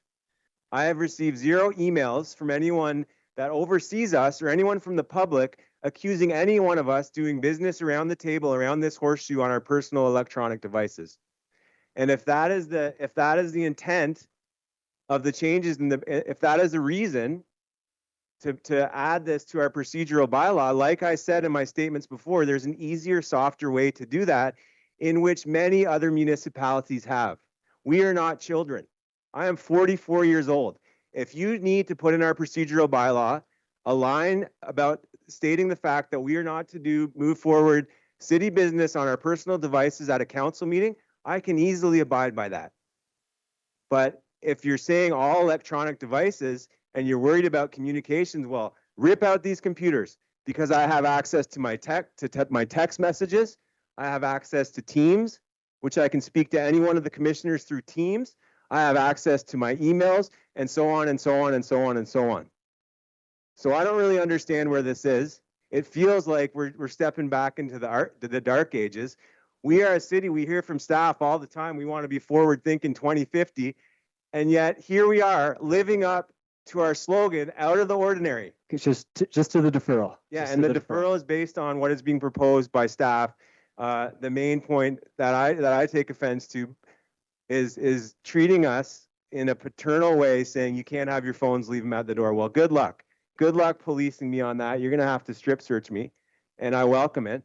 And you know, if you don't want us to do city business around this horseshoe on our electronic devices, you can put a line in like that, because in the research I've done, I've found that the only parameters put on personal electronic devices by other municipalities are like what I just mentioned.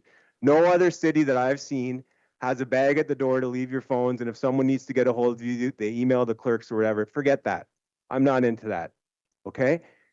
And at both levels, the federal and provincial level, MPPs and MPs are allowed to bring their personal electronic devices into those chambers.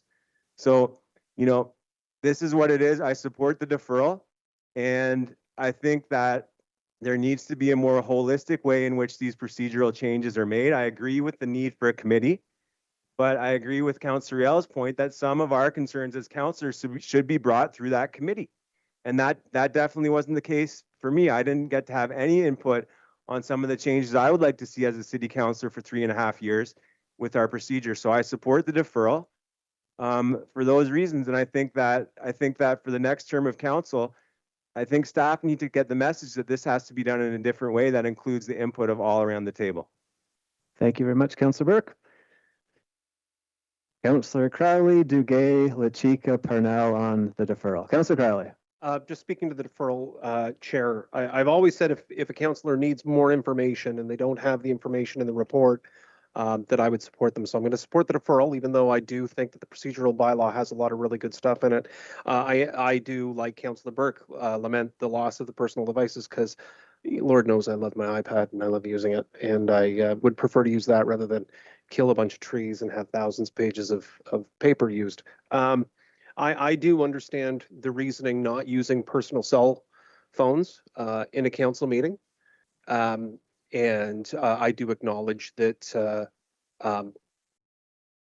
I don't think that we should be using personal cell phones, but I do think that we do have devices that are given to us by the city that potentially we should be able to use, because then if there's ever an FOI request, we can actually get that information back to residents. We can't get an FOI request on personal devices or for council business. However, saying that, I am going to support the deferral. Thank you. Thank you very much for that. Councillor Duguay, deferral. Chair Beamer, I will not support the deferral. And I just want to clarify, sir, the opportunity to speak to the matter of the utilization of cell phones, and will that be now or that be when we return to the? Get back to the main motion. You can speak to everything in the motion. I would like to do that, but I will not support the deferral. Thank you. I'll put you on the list for the main motion. Deferral, Councillor LaChica and then Parnell. Councillor LaChica. Thank you very much, Chair Beamer. Through you, I just wanted to underscore as well that a desktop computer is a device. It's bigger, but it's no different than the iPad that my colleague Crowley has in front of him. Many of us, as a teacher, we are teaching our students to be digital citizens. There's a whole debate around elementary school students and their cell phones, and we know that boards of education have said no cell phones, in most cases in Ontario, to students up to grade 8, because they're still learning to be digital citizens. We are grown-ups, we're digital citizens, we are not children, as my colleague has said, to be policed and be told that we can't have our cell phone in the classroom. It is an affront to our professionalism to make assumptions that we are not using our devices appropriately. And the line that was used was transparency, that's the reason. Well, as my colleague has said, we've received no information from the public that there is a lack of transparency, because I take my notes, meeting notes, or I read from a device from time to time, because I use a digital format to keep notes, to read notes, to prepare for council. And I'm told that I can't bring that digital copy instead of a hard copy that kills trees. I can't bring that to council. To me, it's a ludicrous idea. And we are in a digital age. We don't live with hard copies all the time. And we need to have access not only for our emergency purposes, but for our work purposes. And as Councillor Riel said, we as elected officials do not have subordination to any authority who should be telling us how we do our business as councillors. We are to be professional. We have a fiduciary duty. We have a code of conduct. But debate is something that is covered by a procedural bylaw. The rules of debate, not the rules of individual rights. And this is an individual right.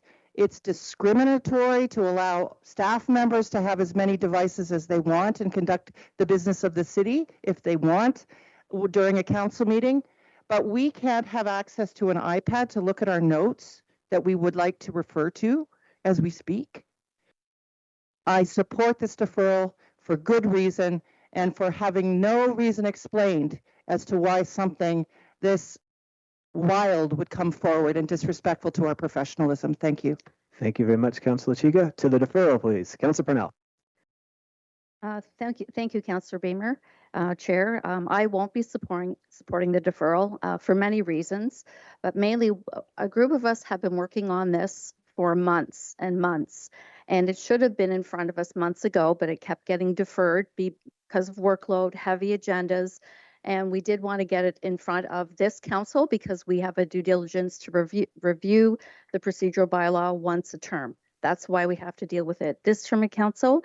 And we have had people, experienced chairs, legal, the clerk's office. It's been vetted through the ombudsman's office. Numerous other communities have been consulted for their procedures as well.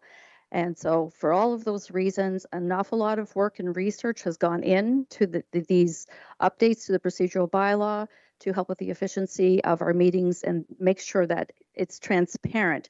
Whatever is being said around this table comes from us and everybody can see it and it's understood.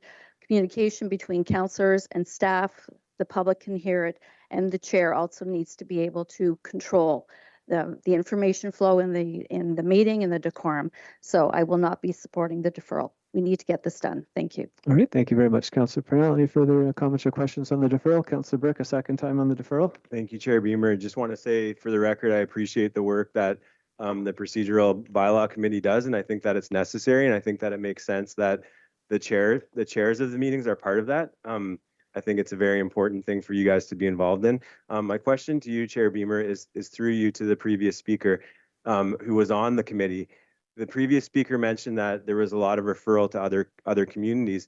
And in my research that I've done, I have not found one other community in Ontario that has specifically prohibited personal electronic devices in council chamber like what's being proposed. So can the speaker mention those communities, because they said that these changes were deeply cross-referenced with other communities in Ontario?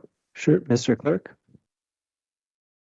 Thank you, Mr. Chair. The City of St. Catharines does not permit any use of electronic devices or cell phones in closed session meetings. Other municipalities do not permit the use of any device which would interrupt the council meeting. Some municipalities do require that the devices either be placed on silent mode or not audible or used during the meeting. Thank you, Mr. Chair. That's the same information I received. And if you listen clearly to the answer, the caveat in St. Catharines is that it's in closed session. I have no problem leaving my device outside of a closed session room. I have no problem with that. That is drastically different than what's being proposed here.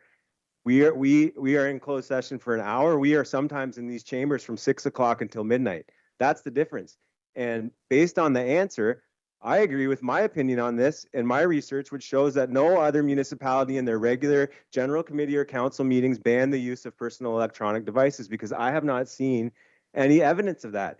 And the clerk mentioned something else very particular, which is also something that I found in my own research. And what I've said both times I've tried to speak to the main motion, which is that a lot of municipalities have caveats around the behavior and the decorum with their personal devices, like the clerk mentioned. Put it on silent, Councillor Riel, with the boom, boom. You know what I mean? Like things like that we can abide by. And things like that I can easily abide by. If there's a stipulation in the procedural bylaw that just says emphatically that no city business is to be moved forward on an electronic device at a council meeting, I'm fine with that. Okay. So I think I'm not satisfied that I've received any hard evidence that any other municipality is proposing to do what we're proposing to do. It's in the same ballpark, but it's not even close, not as drastic as this. And therefore, I support the deferral. Thank you. Okay, moved by Councillor Riel. We'll take a vote on the deferral.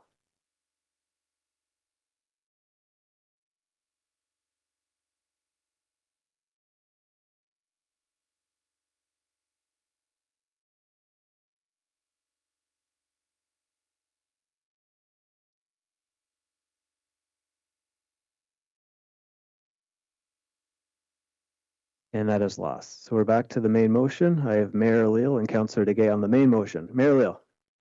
Yes, thank you very much, Mr. Chair.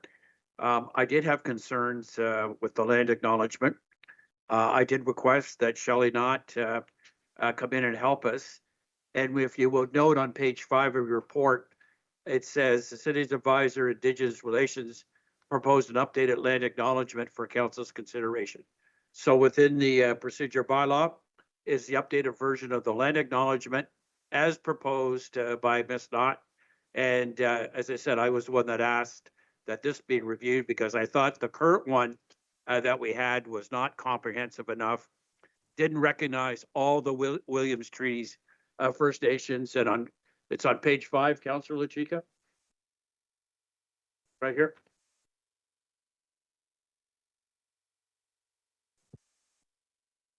May I speak? But the procedural bylaw.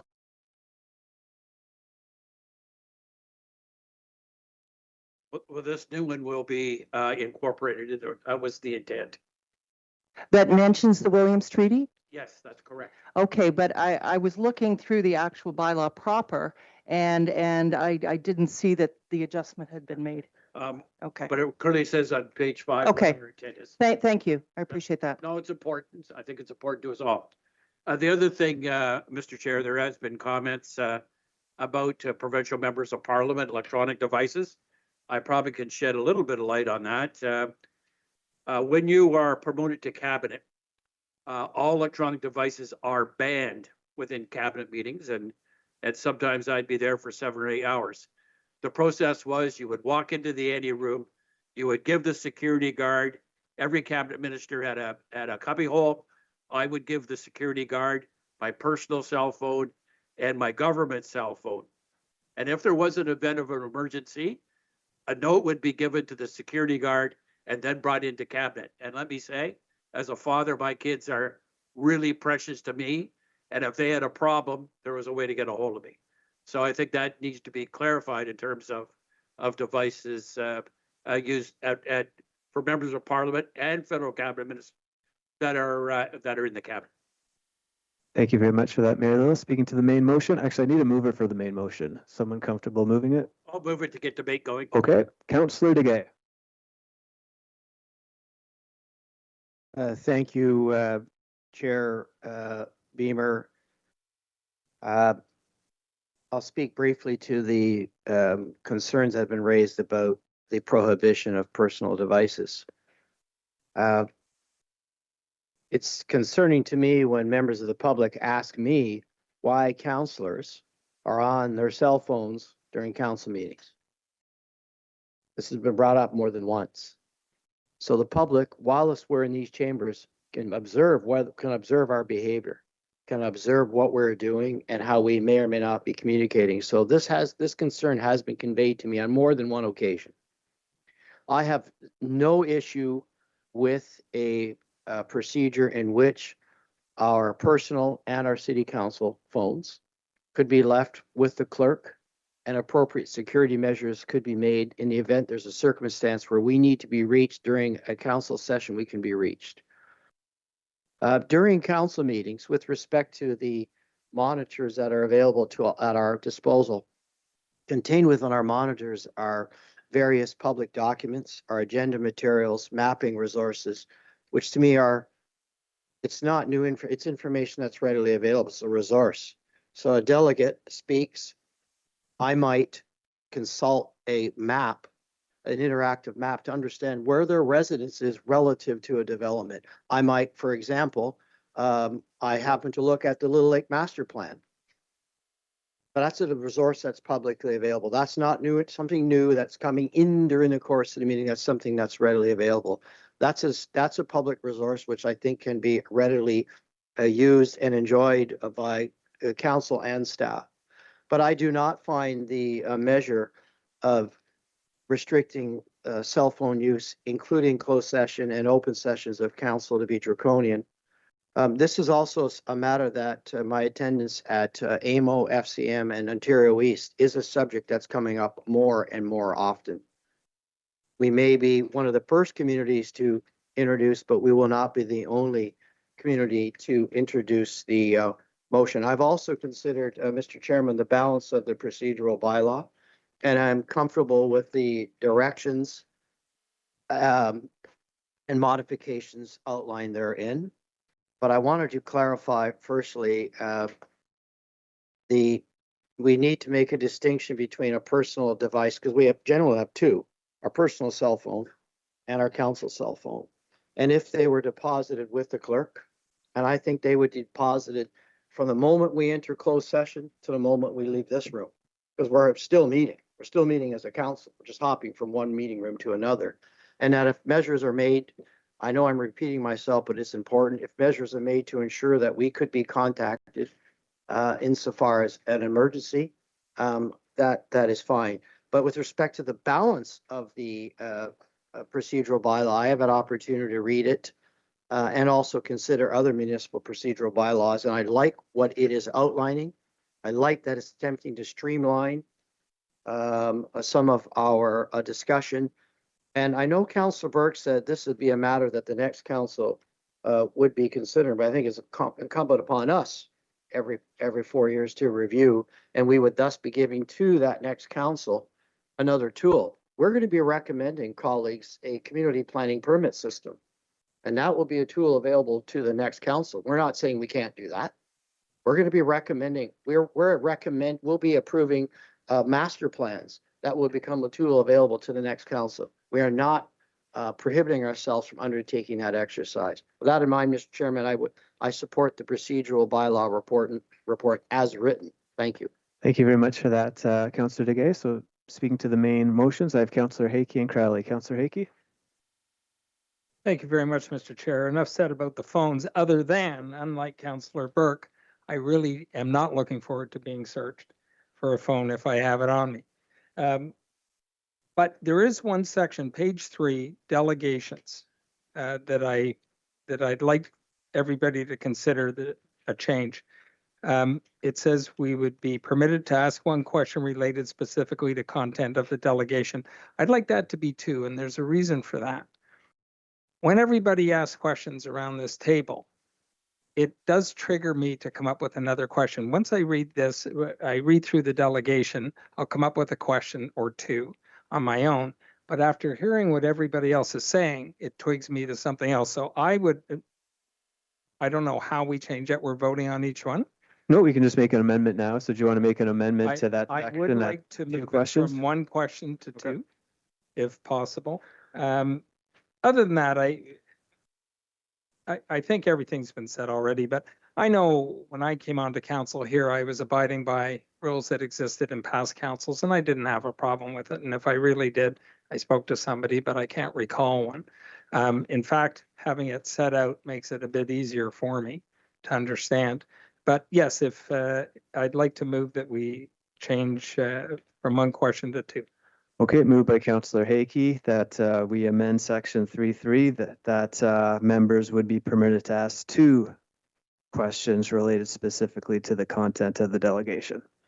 Any comments or questions on that? All right, moved by Councillor Hakey, we'll take a vote.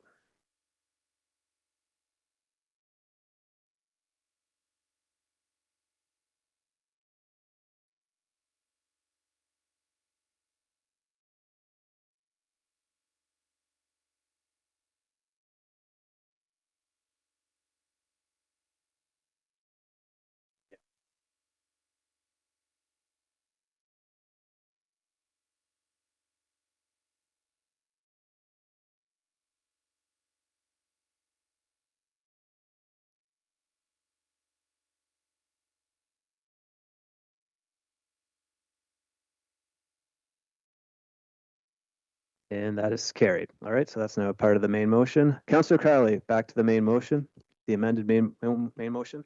Thank you, Chair. I have a couple of questions for, so through you, Chair, to Mr.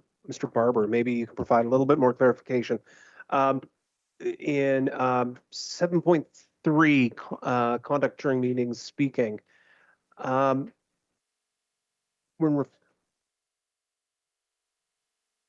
Is that just referring to when we ask questions of staff that we can't use real names? Is that what I'm getting from that? That you can just use the mover, the previous speaker? You can't say Councillor so-and-so, Commissioner so-and-so? Or am I just misreading that part? That's the old one? Okay, so that's no longer in effect in the new one. All right, fair enough. Well, then that answers that question. Mr. Barber, thank you so much for your candor. So my second question, which is the real one, that was just to warm you up. My second question is, it's going to, I'm going to borrow something from Councillor Lachika, and I'm going to ask you: is there a reason that with the electronic devices that we shouldn't be doing council business on a personal cell phone during a council meeting? Are you able to outline sort of the reasoning behind that? I would like to know the answer for that. I think that that's an important answer. There are a number of reasons why the perception of council business being conducted on a personal device should be avoided. One is, if there is ever an FOI of a municipal record, the electronic record of what is on a personal device is not accessible to staff to answer the FOI. And the second and more philosophical reason is the elected officials sitting around the table are the people charged with making decisions on behalf of the municipality. The electors should have the confidence to know that it is those elected officials making the decision in real time, and that the decision the elected official is making is not being influenced by somebody from the outside. Whether that happens or not, I do not know. But the perception is as important as the reality for people who vote. Thank you, Mr. Barber. And through you, Chair, to Mr. Barber, one more time, would there be a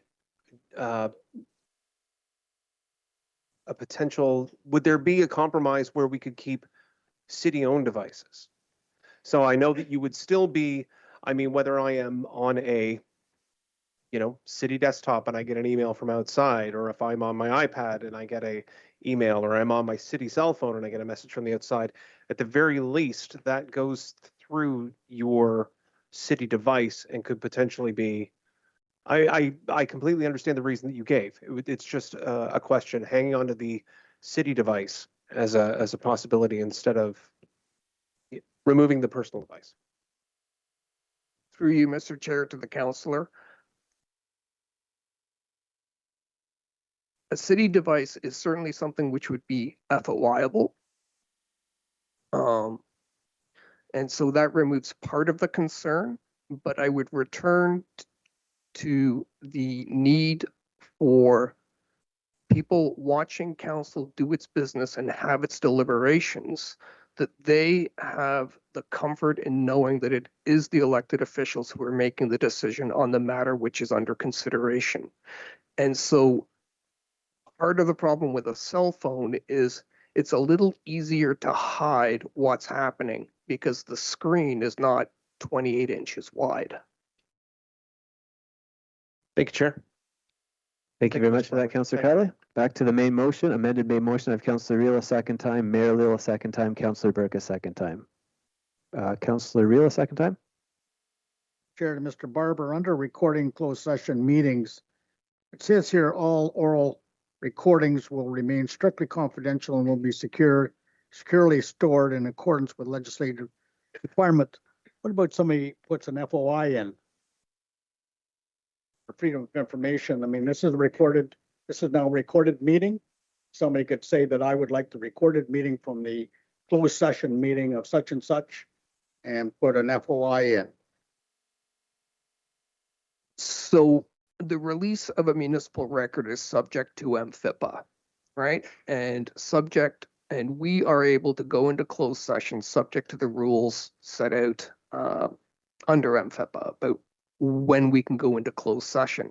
So those matters which are properly discussed in closed session are not really subject to release under MFIPA.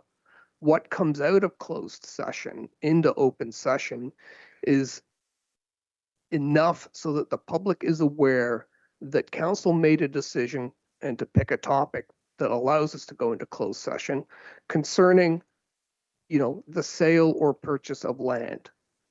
And the public gets enough information about what's happened in closed session without needing to know the deliberations of council in closed session.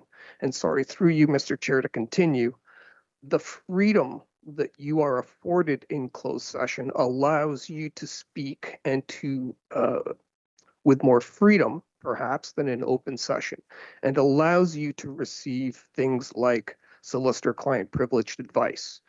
So, more specifically to your question, Councillor, if there was an FOI for a legal opinion, that legal opinion that you received in closed session would not be released publicly.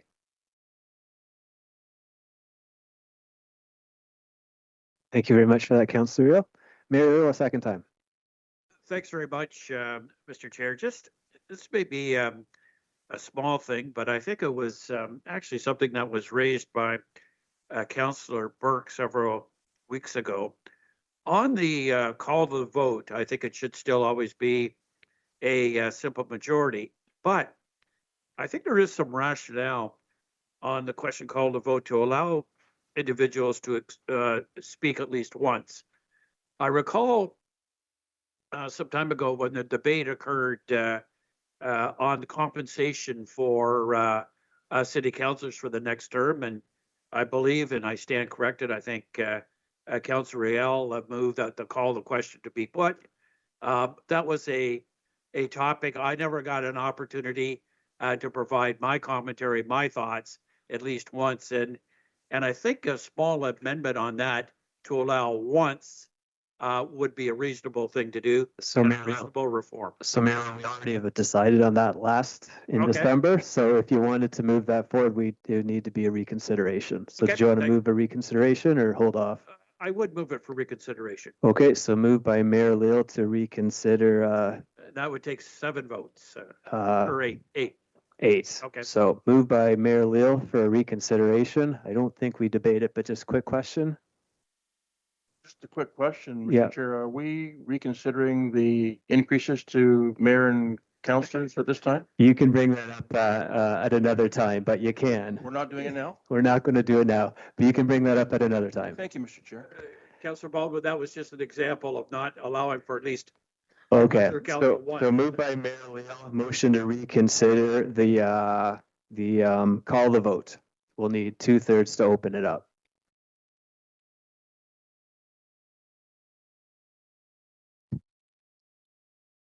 Reconsideration. For call the vote, not salary increases.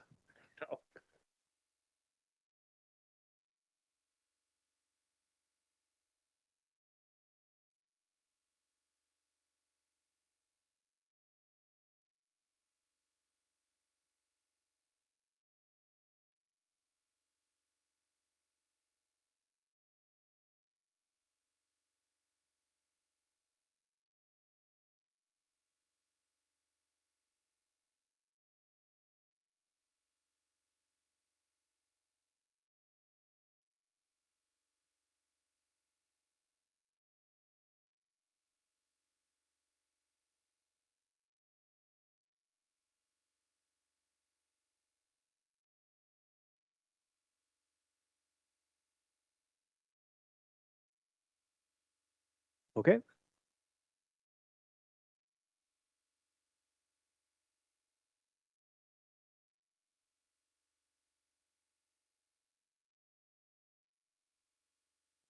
And that is lost. All right, Councillor Burke a second time, main motion, Councillor LaChica third and final. Councillor Burke. Chair Beamer, thank you, and through you. I respect the arguments on the other side of where I stand with the electronic devices. I understand where people are coming from. I'd like to propose a deferral, an amendment that would kind of meet in the middle of what I'm asking for versus what is being proposed. And it's quite simply this, is to change the language on page 83 of the report of the draft bylaw on section 18, subheading E. And so this is also based on the feedback from the clerks in terms of what other municipalities are doing, my research on what other municipalities are doing. And I think this would be a really nice compromise for us to take on this, acknowledging how everyone feels around the table, so that instead of saying not to be in possession of, just say not to use. So replace be in possession of with use. And that really respects our autonomy as individuals to follow the rules and do it of our own accord. And it will be written clear as day that we're not to use these devices that could facilitate communications that don't comply with paragraph D. It's just taking out the caveat that's saying not be in personal possession. Okay. And so this makes it very clear from Mr. Barber's perspective and the others that this is just giving some autonomy to councillors to follow the rule on their own accord and not be policed. I don't know how you're gonna. I don't know how you're gonna police this. You know, again, but I've already spoken to that. So my amendment, please, is to take out be in possession of and just replace that with the word use, and that makes it clear as day that we're not to use our personal devices for such and such. Thank you. Okay, and just to be clear, does that include open and closed? Sorry, closed and open? Okay. So we'll work on that. So comments or questions to that instead of not use? Well, you just heard it. Councillor Chica. Thank you very much, Chair Beamer. I appreciate my colleague's suggestion. I fully agree. This is about professionalism and trust and respect for one another. And quite honestly, yes, we've heard in cabinet, the phones go in the basket. That's the closed session of the caucus. But we have a right. We don't have a landline. We don't have if we had an emergency, if I started to have palpitations, I want to be able to call 911. Or, if my child is in crisis and I'm the only driver in my family, I might have to leave this meeting because something's come through. I can have access to that with it on my body. I don't need to use it for personal information or sharing with anyone. I don't do that anyway. So to make the assumption that that's what's happening for something so extreme to be put in, to remove devices entirely, it's not done anywhere in open council meetings. So let's be reasonable. I think that's a really good compromise, and I thank Councillor Burke for sharing that. If I may, Councillor Beamer, I was going to raise it as a point of order, but since I still have the floor. Well, is it on this or completely separate? Well, it has to do with something that if I don't say it now, it will go missed. The land acknowledgement is under engagement and consultation that Shelley Knott gave, but it does not exist in the new version. It's not there in the new version. So approving the report's recommendation doesn't update it to the new language. I agree. So that's what I'm concerned about. So let's just deal with Councillor Burke's, and you're right, then Mayor Leal, we're going to have to do a motion to put it in. So we'll get you, Councillor Lachiga, or Mayor Leal. So just to be clear, that section 18.3 be amended to change the wording from not be in possession to not use. And that's both for closed and open. Any verse? Councillor Parnell. Thank you, Mr. Chair. I will stick with the wording that has been vetted through the working committee, legal, the clerk's office, and the ombudsman. There is a reason for not in possession being important, and I'm not pointing fingers at anybody in particular, any municipality in particular, but it has happened that important information has, whether willingly or accidentally, been leaked with a device in closed session, being like transmitting information or recording information. So it's safer for all of us to know that we just don't take our devices with us into closed session. There can be no risk of anybody questioning any of us if we don't have our devices. And it's the same if you're sitting here and you have your phones with you. People won't know. They can see us. They're watching. They can see all of us around the horseshoe. If I'm picking my phone up, they don't know if it's my personal cell phone or my city cell phone. If I need to communicate, we can use our our email and our agendas and Microsoft Teams if we have to. That is all through a city device, FOI. But also if it's in the chat, the chair will be able to see it. And that's what we need to know. We need to have open communication so that everybody has the same information and not new information coming into our meeting that everybody is not privy to, whether it be the chair, each of us around the table, staff. You know, we can't be blindsiding staff with big amendments that they have not been given a chance to read or comprehend or assess how it would affect the agenda item on the table, or the public. The public needs to be able to see and hear what's going on. So I won't support that amendment. I think it actually protects us, for the public to know that we do not have those devices where anything could potentially go wrong. And it could be somebody sending you something that you don't want to receive, but now you're sort of guilty by association. So I really do think it protects us by not having the devices available to us. Thank you. Thank you very much, Councillor Pennell. Any further comments or questions? We'll take a vote. Moved by Councillor Burke.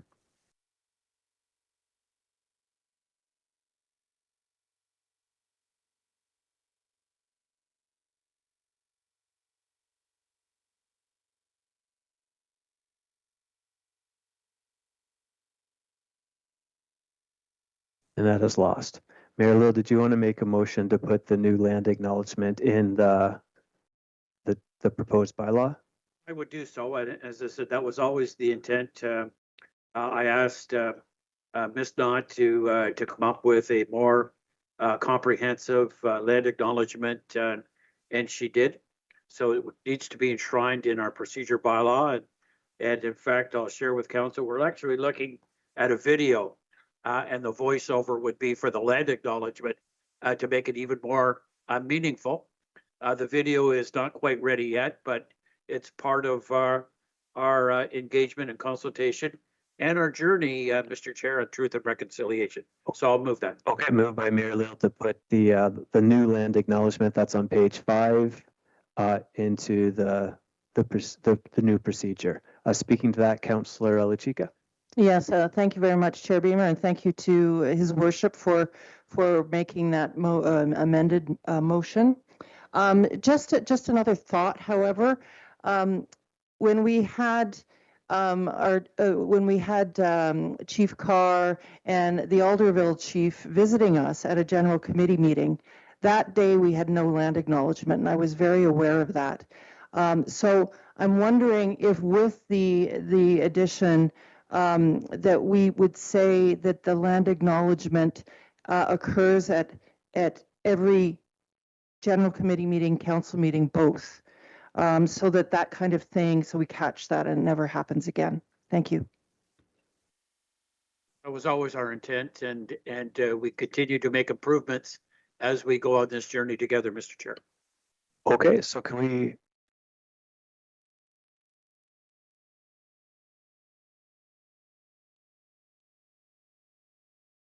Okay, so I think Councillor Chika there might have been a mistake there, so apologies, but it's in for both meetings, general committee, council, and budget. So we'll try to make sure that doesn't happen again. Speaking to the land acknowledgement, Councillor Burke. Just quickly, Chair Beamer, I think the issue with that Councillor Lachika raised was when we had our week-long meetings. So the budget meeting was a carryover. So we actually didn't have any of the preamble at that time. So I don't know how to word it, but every time we sit, we should say that land acknowledgement. Yeah, fair point. I blame the finance chair for that. So we'll make sure we get a better chair. Never liked that guy. So we'll make sure that doesn't happen again. Fair point. Fair point. Okay, let's vote on that.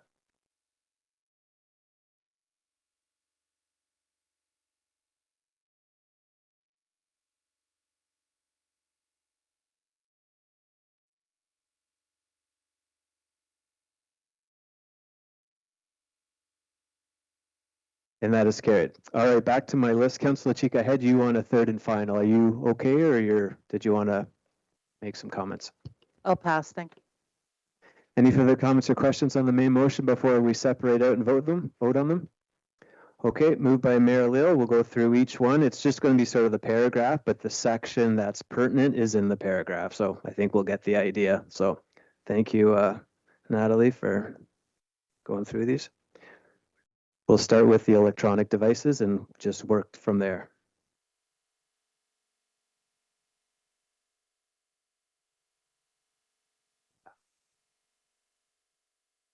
Moved by Mayor Lil. We're just taking the paragraph from the report and just voting on that because the section is in the paragraph.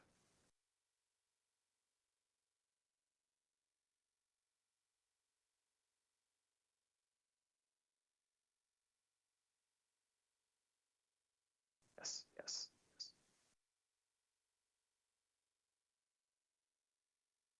Keep it, keep moving. Move to the next one. Yep. And that is carried. So we'll go to the next paragraph slash section. We've already voted on that one, so it'll be consent agendas.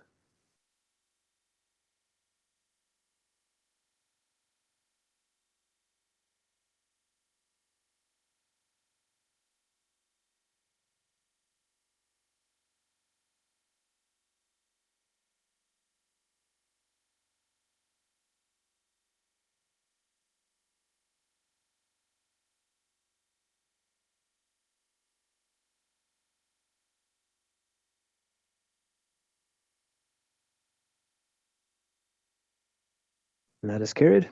Next one.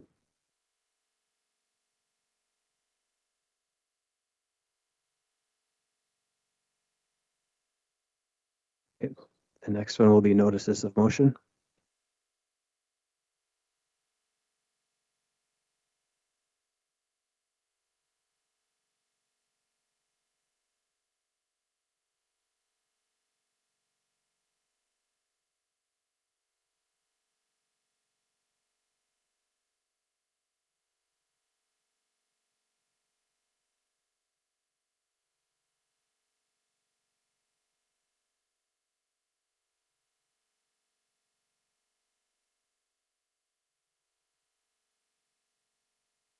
That is carried. Next one, delegations. Yeah, the amended delegation. Sorry. So this is the amended one, right? So 2 questions.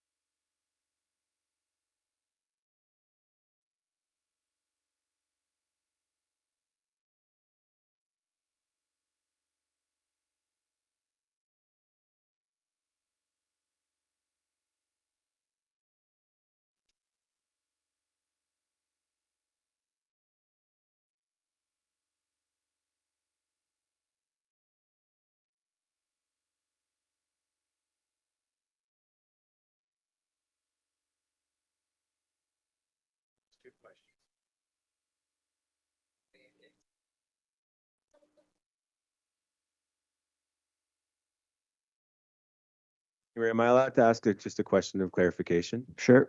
Is that 10 delegates per agenda item or per the whole agenda? The whole agenda. So 10 delegates total for, okay, Correct. Yeah. limiting the amount of delegates.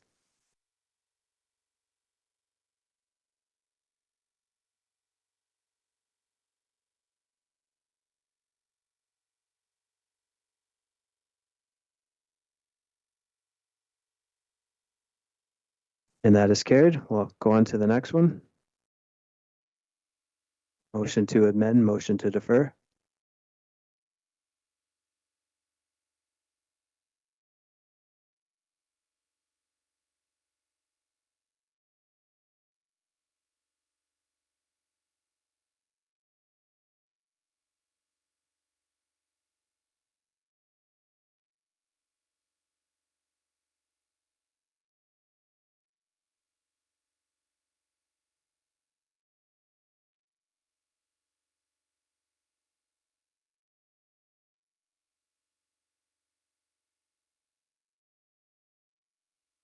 That is carried. Next one, rules of debate.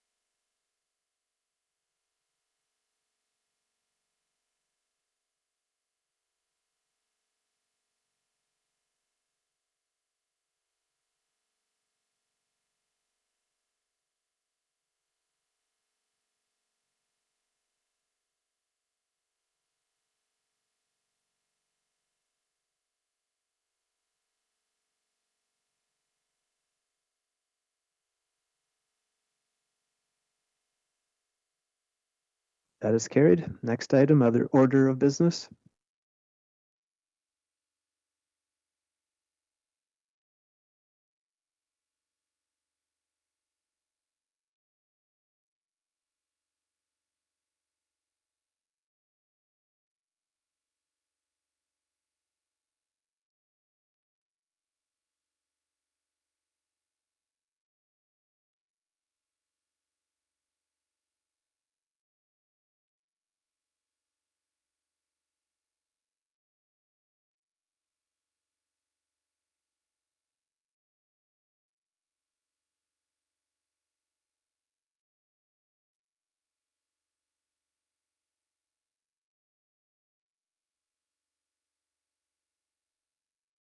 That is carried.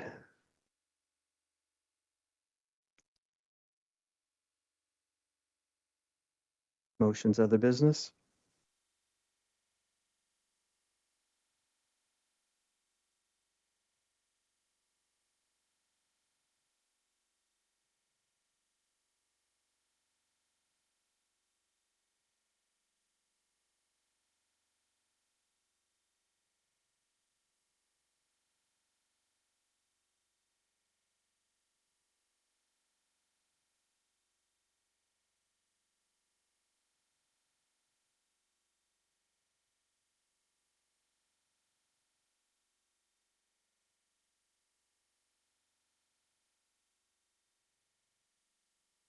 Right, this one's voting. And then our last one will be motions, other business, then we're good.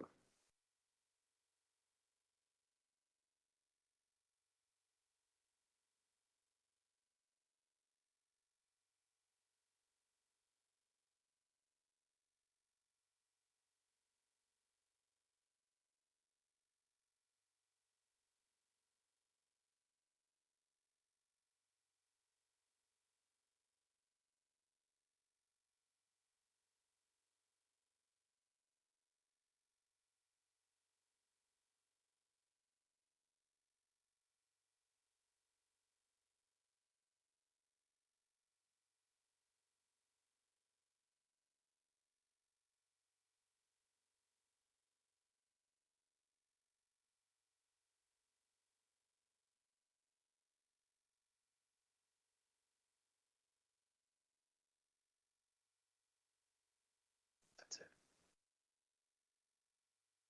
We did that. We already did that. They got moved up.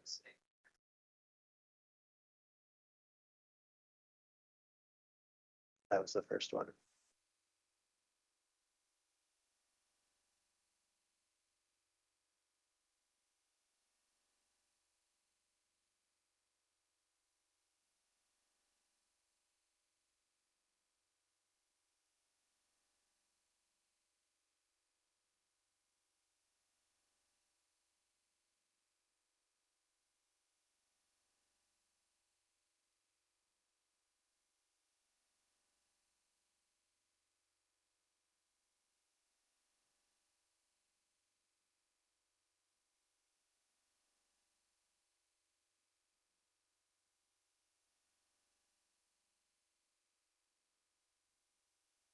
Yeah, it got kicked back, so you're just voting the same thing again. Sorry.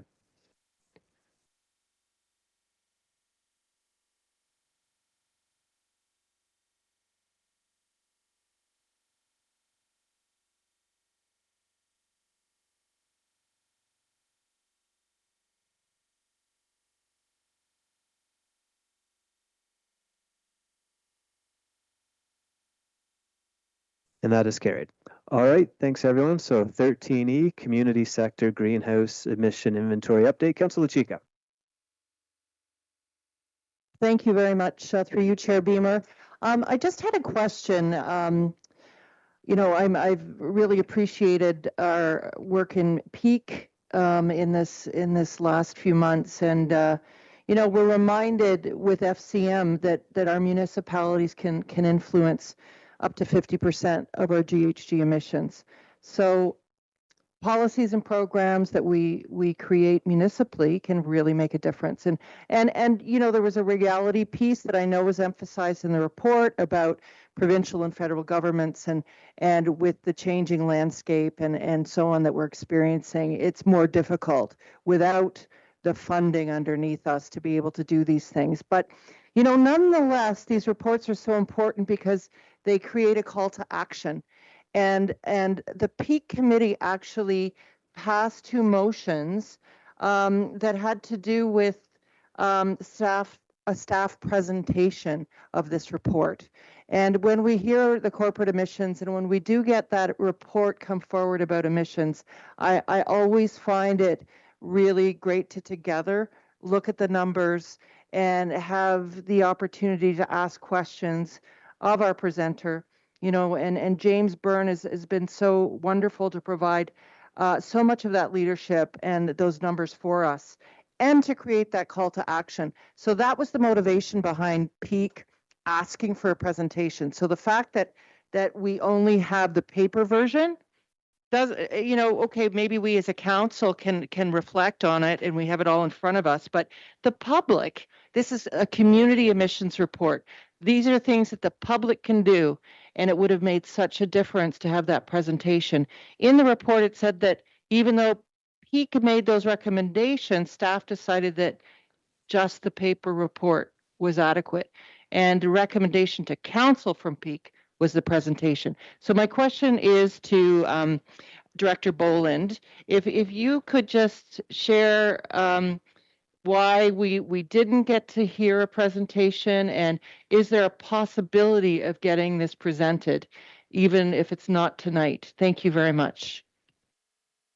Through the chair to Councillor Chica, those are great comments, great question, and it's something we did consider.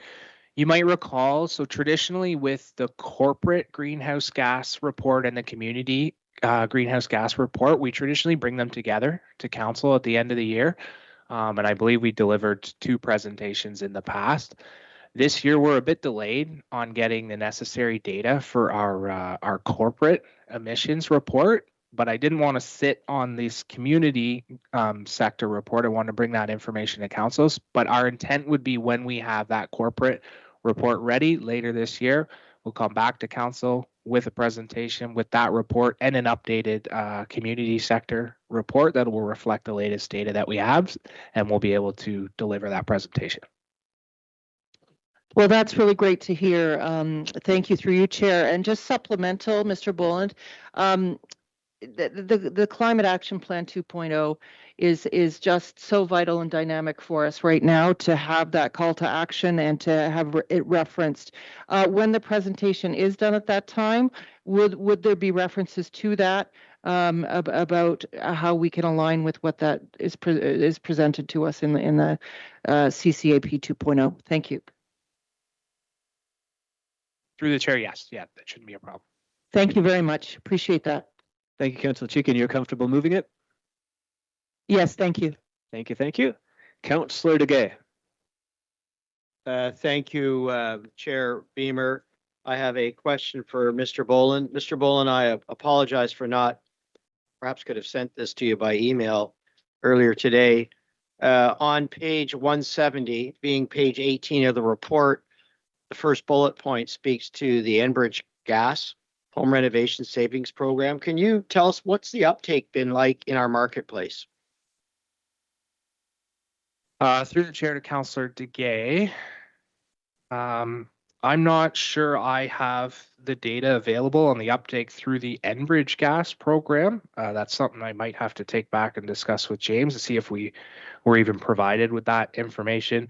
I will say with our own Better Homes Peterborough program, it's been a slow uptake to start, but we are seeing some increased interest of late in that program. We do have, I think 12 people moving through that program right now, but I can't say with any certainty how many people would be going through the Enbridge program right now. Mr. Chairman, if I might ask Mr. Boland, I understand there's a supplementary report forthcoming. If that information could be available, I'd be very interested in learning about the uptake. Thank you. Sure. Thank you very much, Councillor DeGay. Any further comments or questions? Councillor Crowley? Thank you through you, Chair, to Commissioner Freeman. I know that Commissioner, I know that we've had the opportunity to sort of discuss the financial implications and requirements of what it would take for the city to achieve its goal. I'm wondering if maybe, and I don't know if this needs any sort of formal motion, but I'm wondering if maybe it wouldn't be a bad idea, because I know that probably March you start work on the 2027 budget. I'm wondering if maybe it wouldn't be a bad idea when the next council gets the 2027 budget, if maybe there is a section or some reference in there of what impact or a potential investment might be needed to achieve, the yearly goals in order to make that 50%, just so that both council and maybe residents can see what the financial impact might be. And if that council chooses to invest heavily, then that option is there for them. Is that a possibility? Do you think that's something maybe we can look at, or the finance department could look at? Is it a big ask? Mr. Chairman, I know that certainly staff have provided some of that information, and I think last year when we provided the facilities report, I don't have that rate in front of me. I know that the numbers were quite startling in terms of the investments required. I'm just going to perhaps ask Mr. Boland if he would jump in on a comment, and when we bring forward the presentation to council that he referred to a moment ago, is there going to be comments made about the financial commitment? Sure. That might be a great place to provide some additional insights and visibility into what that might look like. And I wonder if I could just ask Mr. Boland, Mr. Chairman, if he would comment. Yeah, through the chair, I would say CCAP 2.0 really went through a lot of that detail on what the cost would be, both from the community side and the corporate side, and to meet our 50% reduction goal by 2050 is multi-billions of dollars. I think it's quite a bit, certainly on the community side of things, and really the municipality can only affect so much change on the community side of things. It's more, we can affect more change at the corporate level with our own emissions. That's not the subject of this particular report, but that's certainly something we could look at during budget time on the corporate side of things. But yeah, all that information, it actually is available though in our CCAP 2.0 report. Perfect. Thank you, Chair. Thank you very much. Moved by Councillor Chica. We'll take a vote.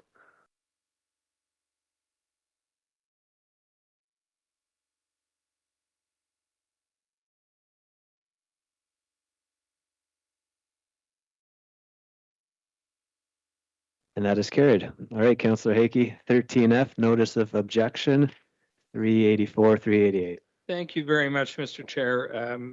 You know my feeling on this. I won't support it, but I'm going to ask if we can separate A and B and vote separately on them, please. Okay, can I have a mover? You want to move it? I'll move it. Okay, moved by Councillor Hakey. Any comments or questions? Councillor DeGay? Yes, thank you, Mr. Chairman. Relative to this particular report, I did have opportunity to meet with the property owner. Property owner did outline for their rationale for their opposition to. So it just by happenstance, I happened to be connected with the owner, and the owner did provide me a rationale for the objections. Thank you. Thank you very much, Councillor Duguay. Any further comments or questions? Councillor Burke? Thank you, Chair Beamer. I don't make it I don't take it on to contact every building owner or property owner for these heritage designations, but I do know the proponent very well. I've known them a long time, my whole life. And I also receive communication from them just concerned with what is outlined in the report, but also with the confidence to say that they've been longstanding owners of that property, have no plans to demolish it. It's abutted by other buildings, and just their kind request, which they've emailed to us, which was to approve the objection. And so I'll support that in this case. Thank you very much, Councillor Burke. Any further comments or questions? Moved by Councillor Hickey. A and B, will separate them out.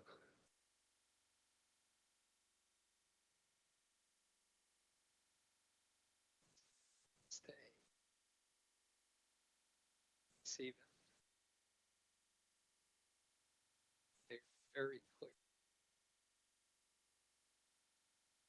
Same as the next one. Actually, teenage and J. And that is carried. We'll vote on B.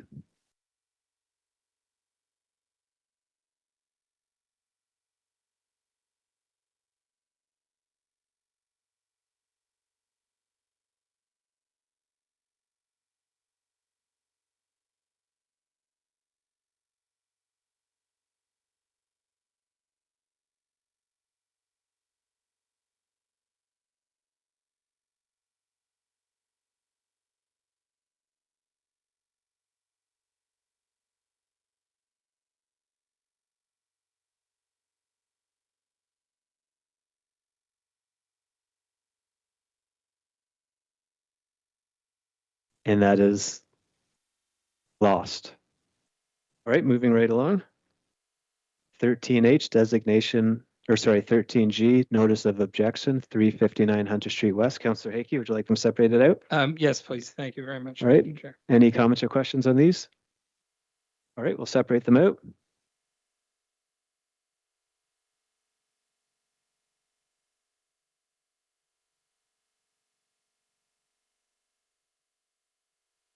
I'm sorry, Mr. Chairman. I was just considering the report. Did Yeah, we're on notice of objection, 359 Hunter Street West. We're just taking a vote to do. All right, so it's too late to ask a question. Sorry. Go ahead. The letter of objection, was it I couldn't find that attached to a report, and I was trying to consider email. I don't recall, Mr. Clerk, was that circulated to council? Thanks for the question, Mr. Chair, and I may defer to my staff colleagues, but I believe this is the report in the matter whereby the notice of objection was sent directly to staff, and there was a concern with under INFIPA with personal information contained in the notice of objection. But I'm getting a nod there from staff. So the and again, my colleagues may wish to clarify, but the report contained essentially the synopsis or the synopsis of what the objection was. Thank you, Mr. Chair. Councillor Duguay? Is it possible, Mr. Chairman, because I don't believe any of us would have been aware of the objection in this, is it possible, could staff provide us a very quick summary of the nature of the objection?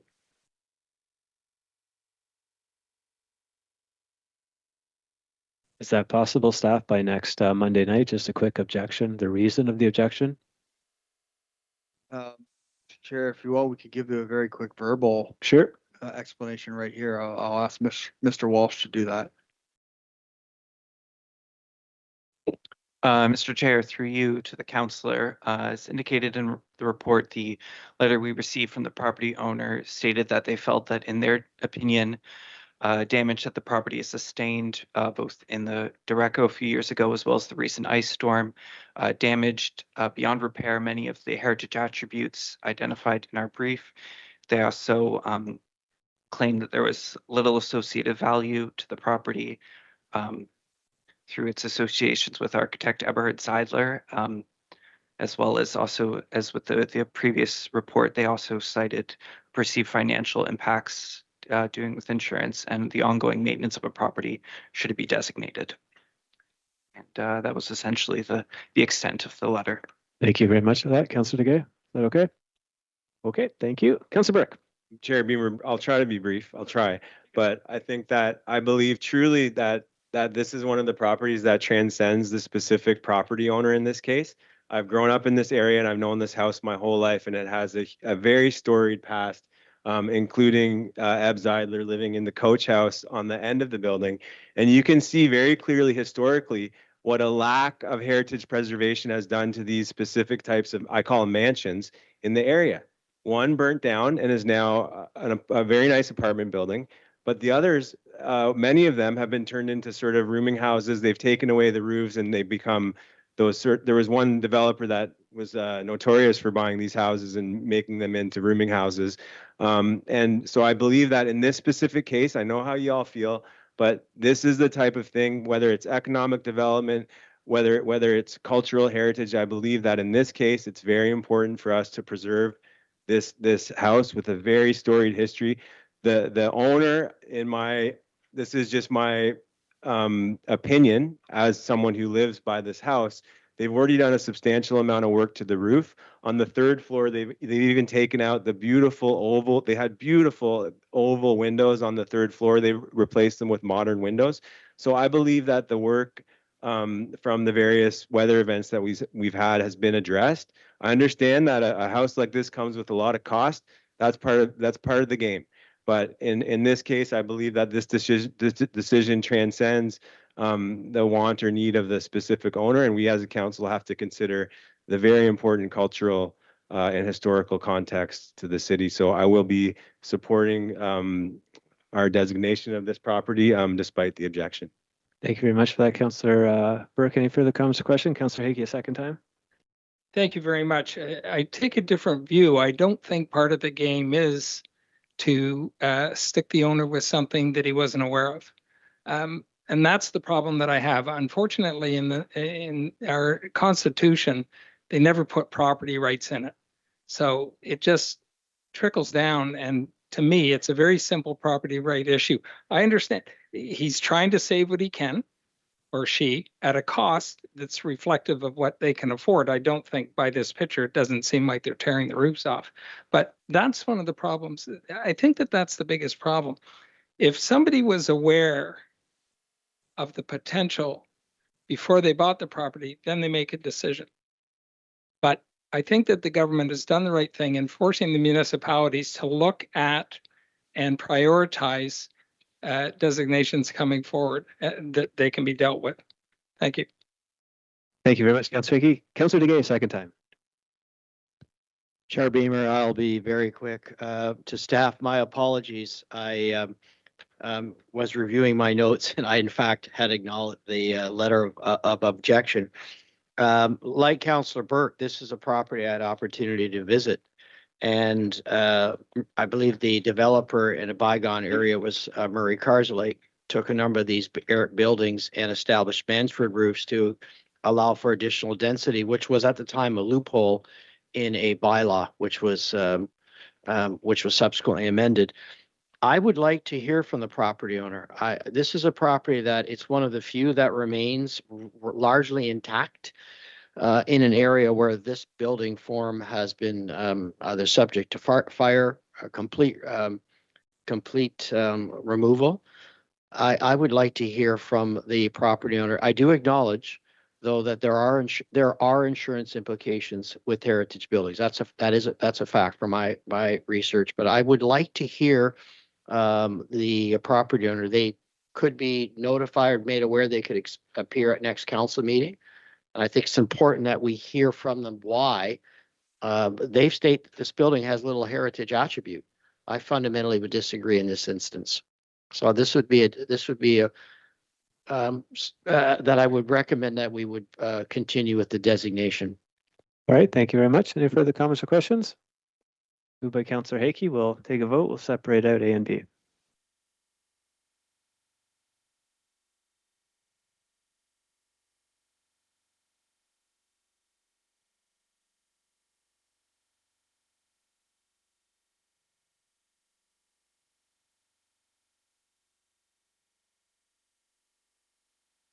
That is carried.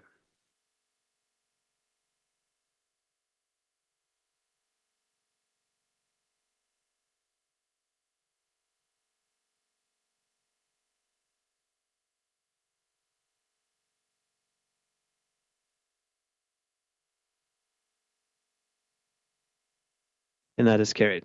All right, designation of 521 George Street North, Councillor Hakey. Thank you very much, Mr. Chair. What I find odd tonight is that we are debating taking away our rights to a phone, but we're taking away the rights of a property owner to do what they want with their property. So again, I just wanted this not to go on consent. Thank you. Thank you very much. Any comments or questions? Councillor Burke, Lachika, Degay. Councillor Burke. Yeah, thank you, Chair Beamer. Just very quickly, because the last meeting we spoke about these heritage reports that are coming quite frequently, I expressed the need for us to be living in the solution, to be looking at how can we increase funding and incentives to prioritize people to actually want to have their buildings be designated. My dad bought a building downtown and renovated it, and it was designated heritage, and they had no noted impacts of doing that at the time. So all this to say, I'm not prepared to move this tonight because I don't want to finagle it on the spot, on the fly, but I will work on a motion maybe at the next meeting, the next cycle of meetings, where I think it would be important for staff to give us a report from people that have their properties designated, because to me, the negative impacts are all conjecture. I have not seen one bit of evidence from to state that the insurance is going to go up drastically and all these other things. I would love to hear from staff, because we do have an existing, a broad existing catalog of buildings and properties that we have designated. And I think it would be very interesting and informative for this council to hear from those property owners who do live and have to upkeep and deal with the implications of having a designated property. I would like to hear from the other side of this, people that are living with this designation, to hear directly from them how it does impact them. I think that would benefit all of us. So thank you for the leeway, but those are my remarks. Thank you, Councillor Burke. Councillor Chica. Thank you very much, Chair Beamer. There's an exception to every rule, and for me, just as Councillor Burke spoke to the previous property as an exception, I am going to speak to this one. I will be voting against the designation for this. I appreciated that Martha Sullivan, we received a letter and it was charted very clearly, and I respect and appreciated what was in that chart. I've had the opportunity to tour this building. As a Gothic cottage. I think you may be talking about the next report. I'm sorry. I'll put you on the list. All right. One. Thank you. Thank you. Sorry about that. No, we'll put you on the next one, because I think that's Queen Street, right? Yep. It is. I'm sorry. No, don't worry about that. It's all good. Councillor Degay to George Street North. Thank you, Mr. Chairman. Colleagues, if my memory serves me correctly, the land use approval application on the adjacent southerly property was, there was a requirement by the municipality for a heritage impact assessment on the very building we're considering designating this evening. So you rationalized that the project could be approved respecting the conclusions of the heritage impact assessment. I'd be concerned if we didn't at least proceed. You would be contradicting yourselves, or I would if I'm part of this vote. I think this is another instance where measures were taken before on an adjacent development. It would be appropriate to allow this designation to proceed and have the owner of property speak to council about why it should not be designated. Thank you. Thank you very much for that. Any further comments or questions? All right, moved by Councillor Hickey. We'll take a vote.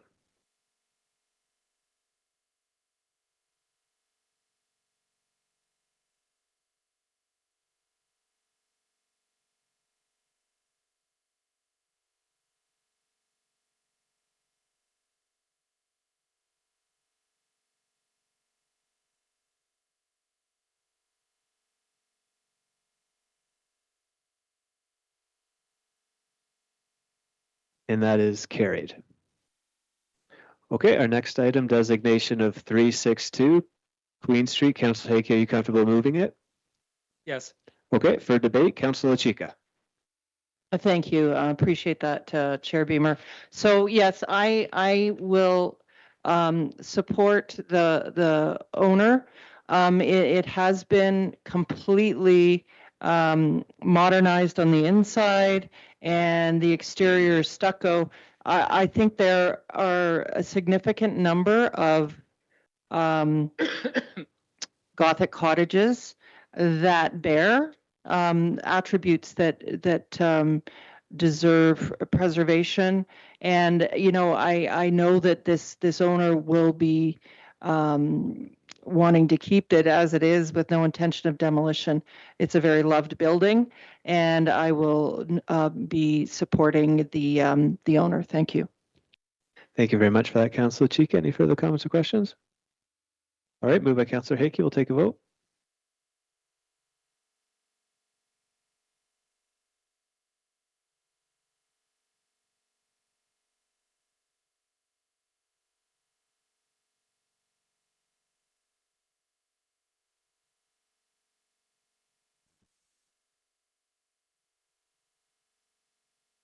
And that is lost. All right, in our last committee report, boat launch provision, Councillor Reel. Through the chair, I'll move the report. I just want to speak briefly. Councillor Baldwin and I have been on this file for, I think, ever since Councillor Baldwin was on council. The neighbors came to us several times about the boat launch. That's the only one on the east side of the river. And certainly we've had several meetings, and certainly Arenas Parks and Rec, and certainly the former commissioner director Ken Doherty was involved right at the start.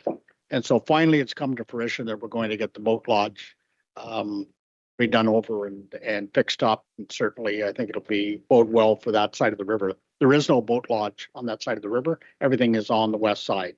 So I think it's a good move forward, and something that Councillor Baldwin and I have worked on for quite a while. Thank you very much, Councillor Reel, and thank you for both your work on that. Comments or questions? Moved by Councillor Reel, we'll take a vote.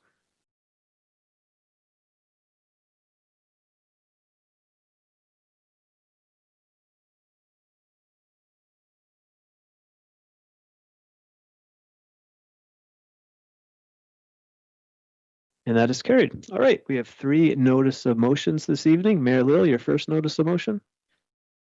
Thanks, Mr. Chair. I wonder if we could put it up. I don't need to read it all. It's regarding provincial capital assistance for airports in Ontario. It is my view that Peterborough Regional Airport is on the cusp of a second opportunity to do some major infrastructure work. I'd be remiss if I didn't mention former Mayor Paul Iyett, who in 2008 and 9 put together a package with the Government of Canada, the province of Ontario, and the city of Peterborough to do a major renovation of Peterborough Airport. So we're now getting to the next step, particularly with the decision in 2025, the Government of Canada finally canceled Pickering Airport once and for all. Pearson is going under a 10-year renovation program. And so there will be many businesses that are currently at Pearson that will be looking for a new home in the not too distant future. From an economic development point of view, more capital funding would put us in a strategic position, Mr. Chair. Thank you very much for that, Mayor Lill. Any comments or questions on that notice of motion? I did consult with the co-chairs of municipal operations before I was bringing this forward. Okay, thank you very much. Councillor Vassiliadis.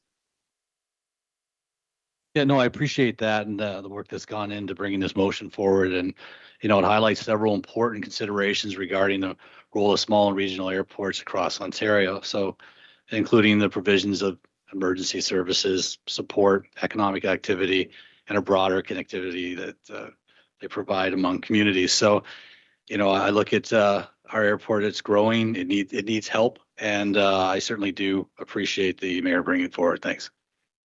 Thank you very much, Councillor Vassiliadis. Anything else? We'll take a vote.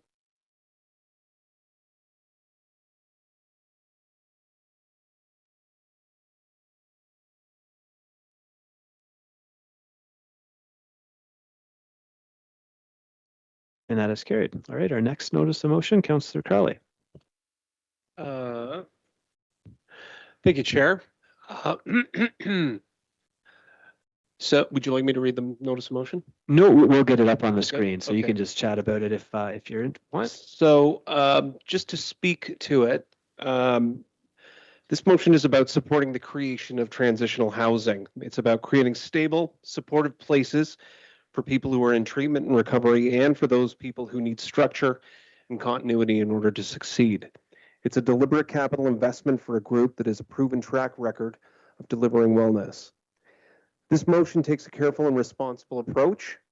It provides a one-time planning investment so this project can be designed properly, safely, and with clear accountability.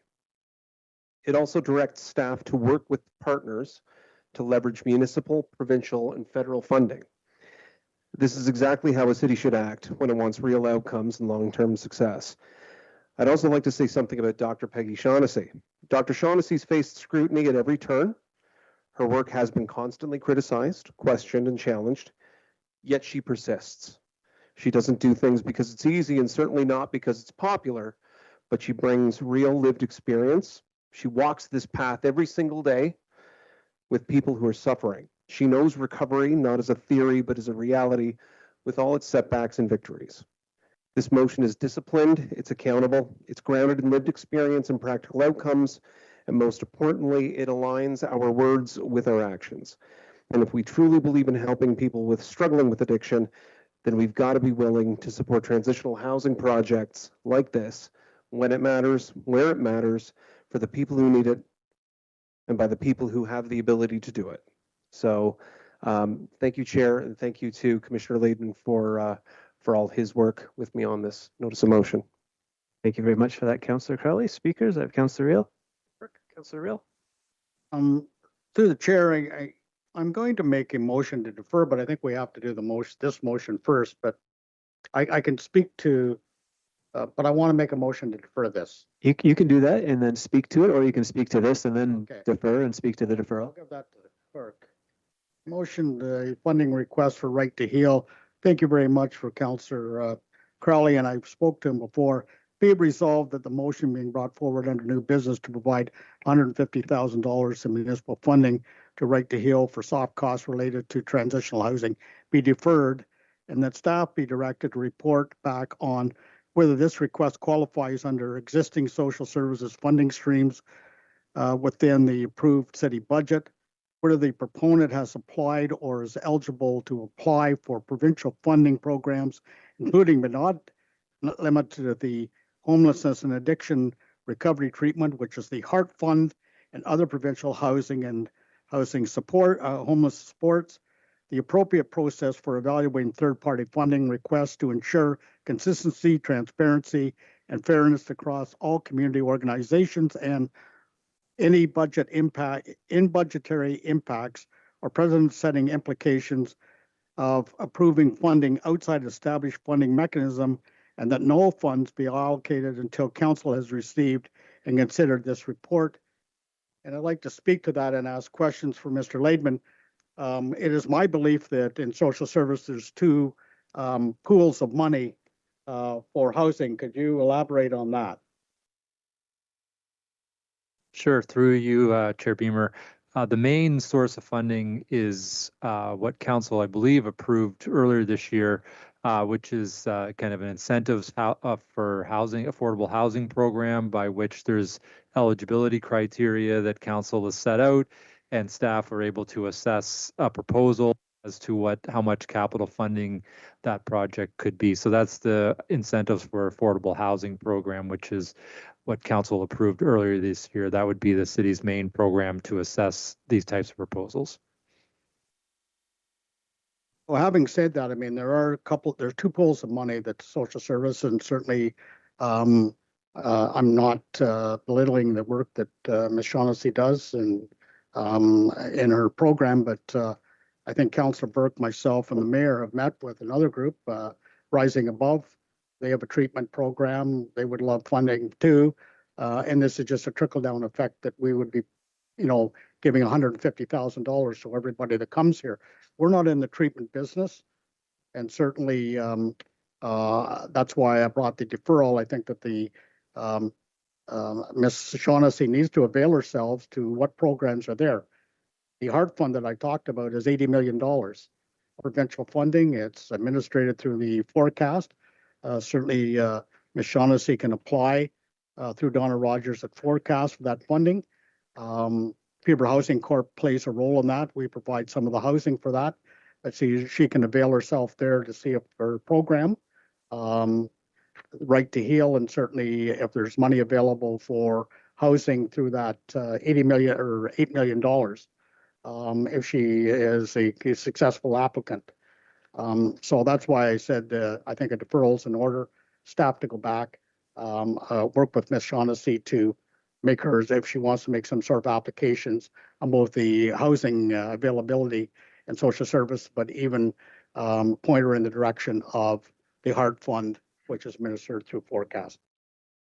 Thank you very much for that, Councillor Reel. So speaking to the deferral, Councillor Burke, I had you on the main motion. Do you want to speak on the deferral though? Yes, please. Yep, Councillor Burke. Thank you, Chair Beamer. Through you, just a question to the mover, Councillor Crowley.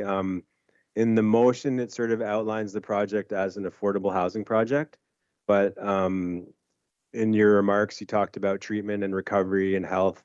And so can you just clarify to us what the project is going to be? Is it going to be affordable housing with the health component? And then is there a plan to make that housing affordable? Are we as a city going to have to be asked for affordable housing subsidies? At this point, through you, Chair, just to respond to that, from talking with Dr. Shaughnessy, it appears that the purpose for the housing is for transitional housing.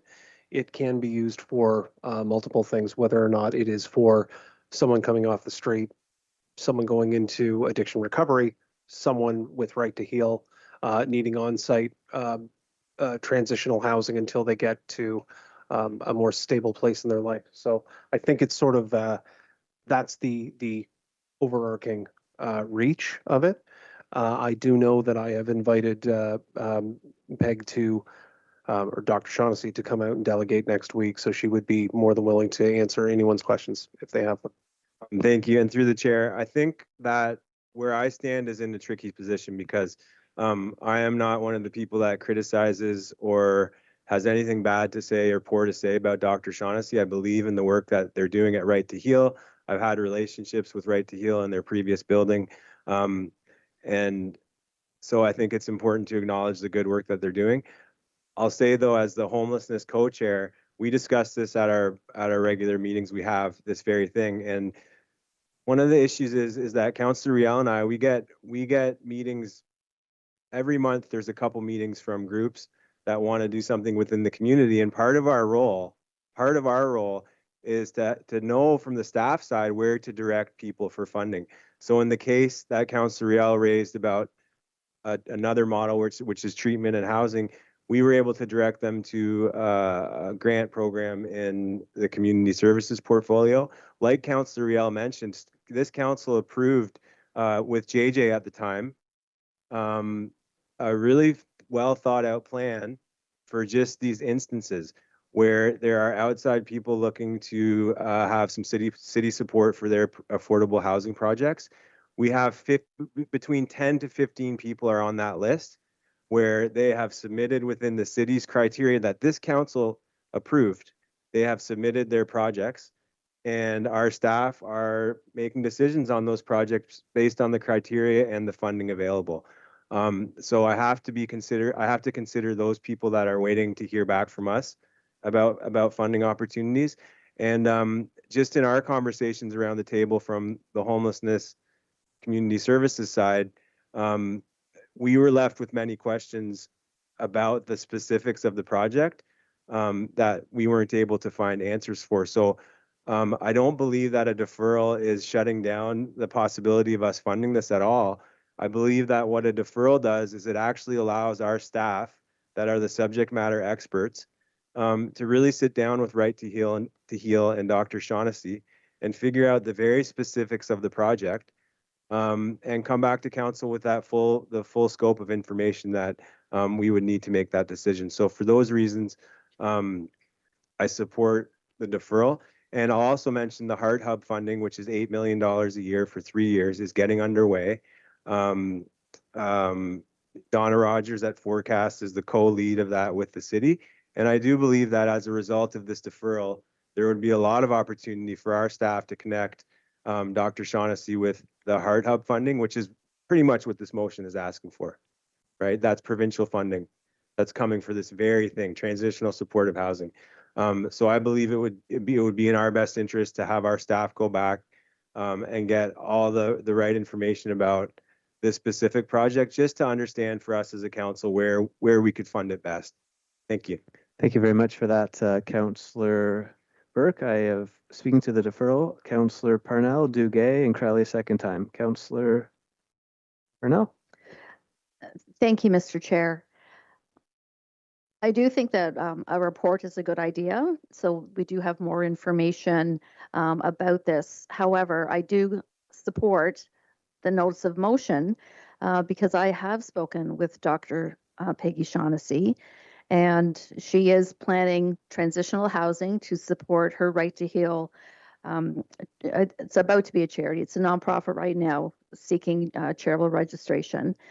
And the Heart Hub or the Heart funding seems to be quite elusive. We've been talking or hearing about it for a couple of years. I don't even believe Paddock Woods is even open yet. When did it open? Sorry. Okay, I had heard that they didn't have enough staffing, but that's good news. But to me, this isn't any different than us providing some funding for Brock Mission when they came to us and asked for support, some financial support to help with the planning application fees and staff support in helping them navigate through what was necessary to do to create that very important transitional housing with Brock Mission, which would have been lovely if that was open this week as an example. And that was supported unanimously. $250,000 for Brock Mission to get them going with their transitional housing was supported unanimously by this council. So I'm a little bit torn. I understand. I do think for transparency, and there should be a report from staff. I have a question, Mr. Chair, through you. How fast do we think, would the commissioner think that we could receive a report about this and the feasibility of creating transitional housing? Because it's really it's not really a government thing. It's another person in our community adding necessary housing. How long, please? Through you, Chair Beamer, I assume you're referring to the report itself, not their housing. No, the report. How Yeah. fast could we? Because yes, thank you. I suppose we would be looking at 2 cycles from now. So time for us to be able to meet with Ms. Shaughnessy, understand their programs, and then write the report back to council. I would assume that's what we would be looking at. Some second cycle in February, potentially. Okay, and we have heard that she is a doctor, Dr. Shaughnessy will be here next week in delegation, perhaps can fill in some of the gaps. Thank you very much. Thank you very much for that, Councillor Pennell. I have Councillor Duguay, Crowley, and Mayor Little to the deferral. Councillor Duguay. Thank you, Chair Beamer. I have had opportunity to speak to Councillor Crowley about this motion. I previously stated my concerns regarding Dr. Shaughnessy's proposal for housing. But what I don't see available to us presently is a business plan. Councillor Real, I don't often vote together with you on deferrals. Well, brace yourself, Councillor. This will be an instance where I will. And the deferral provides, I believe, an opportunity to Dr. Shaughnessy to add necessary justification and details, because we're going to be asked to make a decision to provide a business or a nonprofit $150,000 in the absence. It's not following a traditional process. So, for example, some of our community groups that have to apply to us for funding each year, we need to know their board of directors. We need to see their annual statements. We need their business plans. And then we then can make an informed decision. Currently, what I see is an idea, and it's Dr. Shaughnessy is asking us to make a decision based on an idea, and I would feel more confident if we had the benefit of a staff report that outlines what this means relative to the other requests that Councillor Burke referred to, other persons in our community or businesses who may want to do the same thing. I am concerned, Councillor Crowley, that we could be creating a precedent where somebody, imagine it's a baseball game and they've just been walked. Instead of going to first base, they think they can go to third base. You can only go to first. So I'd rather follow a process so that we can make an informed decision on something that is necessary. And treatment for addictions is a personal matter that matters a great deal to me. I want to make sure we do this right. And if we can find a way through Commissioner Laidman's offices to get the necessary information, I'd be much happier with that. So thus, I will support the deferral. Thank you. Thank you very much for that, Councillor DeGay. Speaking to the deferral, Councillor Crowley, Mayor Leal, Councillor Burke. Councillor Crowley, deferral. Thank you, Chair. I mean, I appreciate what the previous speaker was saying, and I do completely understand that. I think one of the differences is that, Meg she's not getting walked to first and moving to third. She's been on the bench for a long time. And I think anecdotally, I think that, she has been trying to get funding and trying to get assistance and trying to get the city to buy in for a very long time. And I think at every turn, at every corner, there is a hand being pushed out and pushing her back. And, God love her, you usually, when you get pushed back as much as Dr. Shaughnessy has, most people would probably recoil and think, well, to heck with you or whatever, but she keeps coming back and she keeps doing that work. So I understand and again, appreciate everyone around this table. We have 11 different people around this table who think in different ways. So I won't support the deferral. I understand the deferral, but I can't support it. So, but thank you for bringing it forward. Thank you very much, Councillor Crowley. Mayor Leal, deferral. Thanks very much, Mr.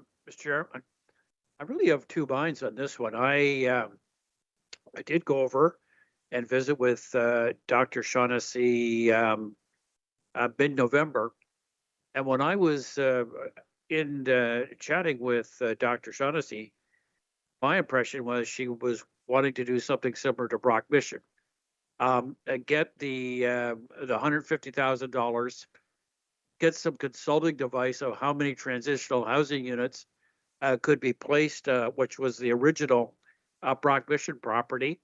And she wasn't really talking about treatment per se, but establishing additional transitional housing.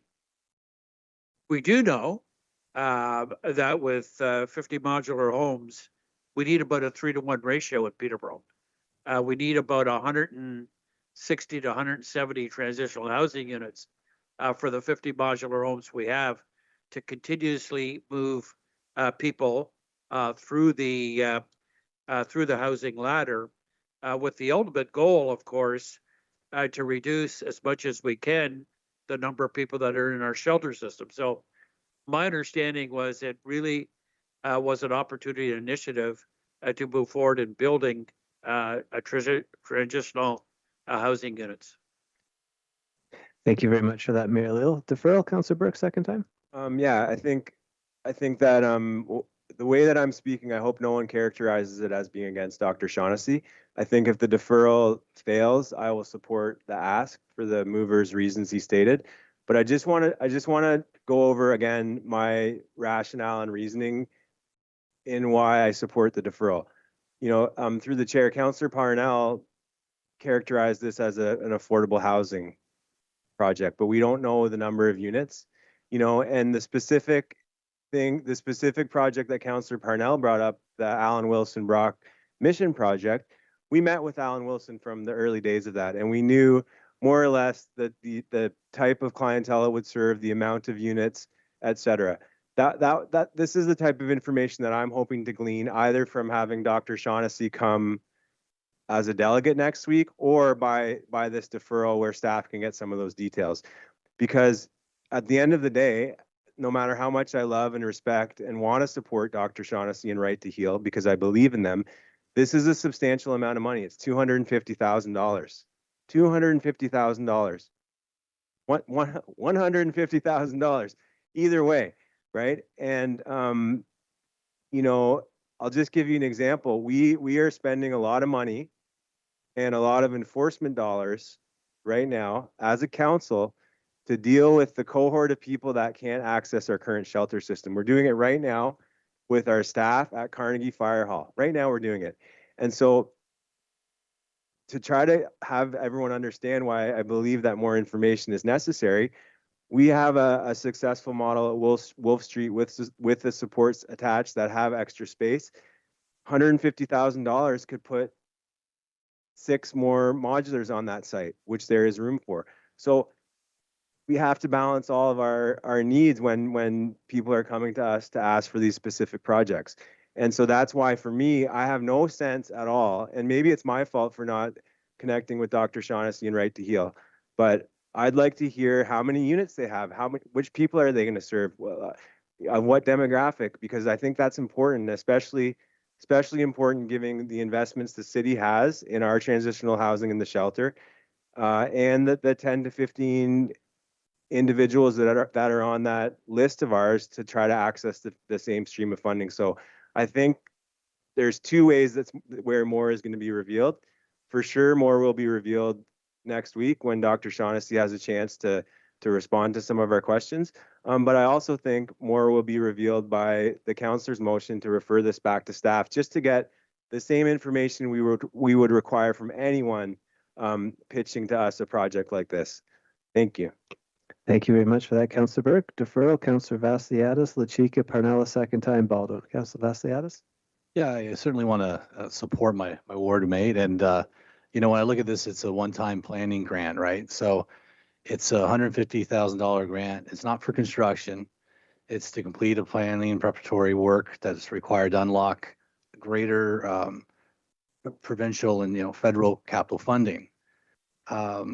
You know, it is an idea, but it is an idea based off of real results. If you had a chance to meet with Dr. Shaughnessy, and I did for an hour and a half, and we talked about a lot of this in great detail. So I did get a great idea what we're looking at here. And, you know, we often give money to organizations that do housing better than us and deal with addiction. So she will deal with this better than the city could ever deal with it. And, you know, I look at, again, $250,000 for Brock Mission. Yeah, that money came pretty quick. And so I'm in full support of giving the $150,000. It is based off of results in the past. And, you know, again, if you had a chance to talk to Dr. Shaughnessy, you'd see why. But so I won't vote for the deferral, but I certainly would vote for the original motion. Thank you. Thank you very much for that, Councillor Vassiliadis. Councillor Chica. Thank you very much, Chair Beamer. I've spent time a couple of times, long meetings, visiting with Peggy at the previous location as well as the current location. I have yet to see a heart and a soul more committed to healing for vulnerable folks in our community who exhibit readiness. So it's a readiness-based program. I'm so impressed by its foundation and compassion and the strength and training and the resilience that is part of that framework, I think is a tool in the toolkit we need in this city. And I believe in that program. I've watched videos. I've listened to testimonials. It is effective. It isn't for everybody, but it serves a group that is ready. And you know, the commitment to the individuals that are in that program is second to none. So I think that there will be a delegation next week, and Peggy will come and we can ask our questions. We can have some clarity, but just in good faith and in the knowledge of what I've experienced in visiting and questions and answers that seem really clear to me, I'd like to support the motion of Councillor Crowley. Thank you. Thank you very much, Councillor Chika, for that. Councillor Purnell, second time. Thank you, Mr. Chair. I did want to clarify if I had said affordable housing, I was talking about transitional housing. Although to be clear, she has said, Dr. Peggy Shaughnessy has said in her letter, our goal is to add supportive, affordable transitional housing units linked to a structured programming. And bear in mind, this is in a location, 271 Brock Street, that used to be the original Brock Mission, which was a shelter and transitional housing. So that this neighborhood has had this type of facility there before.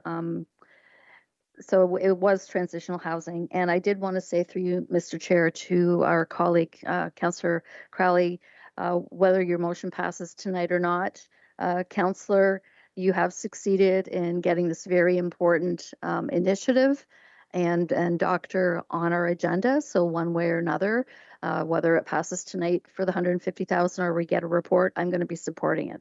Thank you. Thank you very much, Councillor Purnell. I have Councillor Baldwin, Mayor Leal, Councillor Reel. Councillor Baldwin. Yeah, thank you very much, Mr. Chair. I too had a good conversation with Councillor Crowley. I guess it was later this morning. We've been trying to connect all weekend, but finally did today. I'm going to support the motion, Mr. Chair, based on my conversation with the councillor and based on the fact that the emphasis to me on this is on transitional housing, which we desperately need. Getting a report absolutely would be additional information. And I think that's important. I don't see why we couldn't support the motion and still have our staff write the report, sit down with Dr. Shaughnessy in the second cycle. I think the commissioner said in February, write the report. I think there's merit in doing that. So I'm going to support the councillor. I want to thank you for bringing this motion forward. Thank you very much for that, Councillor Baldwin. Mayor Leal, deferral. Yeah, thanks. Thanks, Mr. Chair. I won't support the deferral, I'll support the motion. So that'll allow Dr. Shaughnessy to come next week, make a presentation. After the presentation, we can also add a couple more riders to this motion if we see fit, which would be I think the appropriate thing to do. And number 3 on this is pretty clear, that the mayor and clerk be authorized to sign all agreements and documents necessary to facilitate this funding with the terms and conditions approved by the Commissioner of Community Services in forms agreeable to the city solicitor. So that does give us an out. We could add something for a report and put the conditions in report that we want Dr. Shaughnessy to follow as she starts this journey for transitional housing. Thank you very much, Mayor Leal. Councillor Reel, a second time, then we'll take a vote. Councillor Reel. Through the chair, I'm going to go back in time a little bit. There used to be halfway houses in Peterborough. And the government of the day decided to do away with halfway houses. That's exactly what we have here. I was an EAP rep at GE, and it was called Ozanam House. There was a board of directors, and we put a lot of people through that house. The prerequisite for being in that house, and that was male, there was a male and female. You were male, you had to be either going to school or looking for work. You had to be in a treatment program, either AA or NA. Talking about treatment. You also had to do house chores. You were allowed probably to stay there for a year. And we attached a lot of people through that program. We attached them with their families because sometimes they couldn't go back to their family when they come out of treatment. And it was a successful program, but the government of the day decided to do away with halfway houses. Now we've got a people, and certainly no aspersions on Dr. Shaughnessy, program Right to Heal. The mayor, myself, and Councillor Burke had a meeting about 6 weeks ago with Rising Above. They have a treatment program, same thing this here, very successful, talked about what they've done out west, same type of thing. They are going around to municipalities now to fund something that I believe should be funded by the federal and provincial government. It's a treatment program. So the trickle down here now is a download from both senior levels of government onto municipalities to pay for treatment programs. Well, at the end of the day, you won't have enough money to facilitate the treatment programs that the people that are in the throes of addiction are going to need. And I see this, like I say, I cast no aspersions. Dr. Shaughnessy, I've talked to her, I visited, I understand. It's a treatment program she's got. The deferral that I'm talking about here is there are pools of money available, 2 of them in social services for housing. Has she made herself available or reached out to see if she can apply? That's the first thing. The second one is the Heart Fund, which is administered by the provincial government, $8 million a year. Has she reached out to Forecast and Donna Rogers to find out that she qualifies for her treatment program and for housing? That's all I'm asking, is for her to do that. If the money is available, Bob's your uncle, she's got the money. But has she done that? I don't know.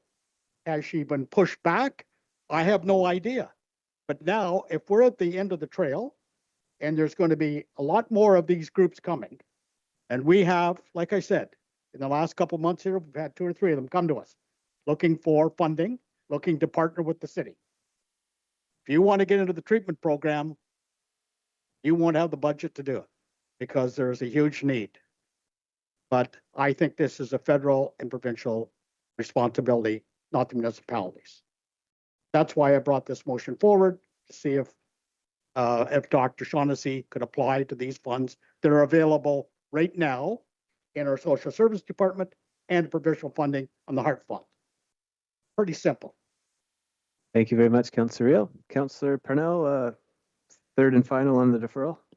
Okay, thank you. Just following up on that thread, and much like we did with Monaghan Road, which is important, 52 people, well, 52 units, so probably more people have found a new lease on life in that transitional affordable housing unit. The municipal contribution was absolutely key to us getting $20 million in grant money to create that apartment for all of those people. Much like the $250,000 that we did give to Brock Mission for their new transitional housing project, that is key to the provincial or the federal money that is coming for that program. Much like this one, if we have a municipal contribution that shows confidence for necessary housing, we know it's necessary, especially in this context, that will help Dr. Peggy Shaughnessy qualify for provincial and federal monies to make it happen. So the initial contribution to the planning aspect of this project is critical, and it's an important building block. Thank you. Thank you very much for that, Councillor Purnell. Councillor Crowley, third and final? Yep, this is, and we're still speaking to the deferral, right? We are. Oh, dear God. All right. I guess through you, Chair, I just wanted to direct this to Councillor Riel if I could. If you are still hell-bent on going through with the deferral tonight, that's great. Would you consider removing the deferral this week to send it to council next week? And then if you still feel like next week, after any sort of delegation, you still want that report, you could move a deferral then? Or do you still want to try a deferral tonight?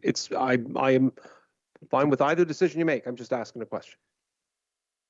Bring your motion. Deferral's on the table. Any Fair enough. comments or Because, questions? No, it was just a question. I just No, didn't know. deferral's on the table. If Dr. Shaughnessy is coming next week to make a presentation, then your motion is still valid. Yeah, And, pick the one. and I could make my deferral. Yeah. Okay, so moved by Councillor Riel. We got it up on the screen there. We'll take a vote.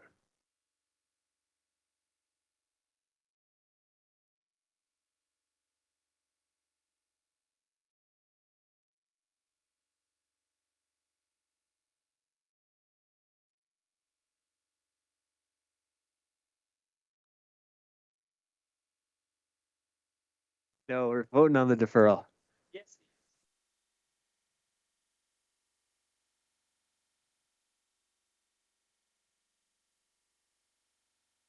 And that is lost. All right, we're back to the notice of motion. Any comments or questions? Moved by Councillor Crowley. We'll take a vote.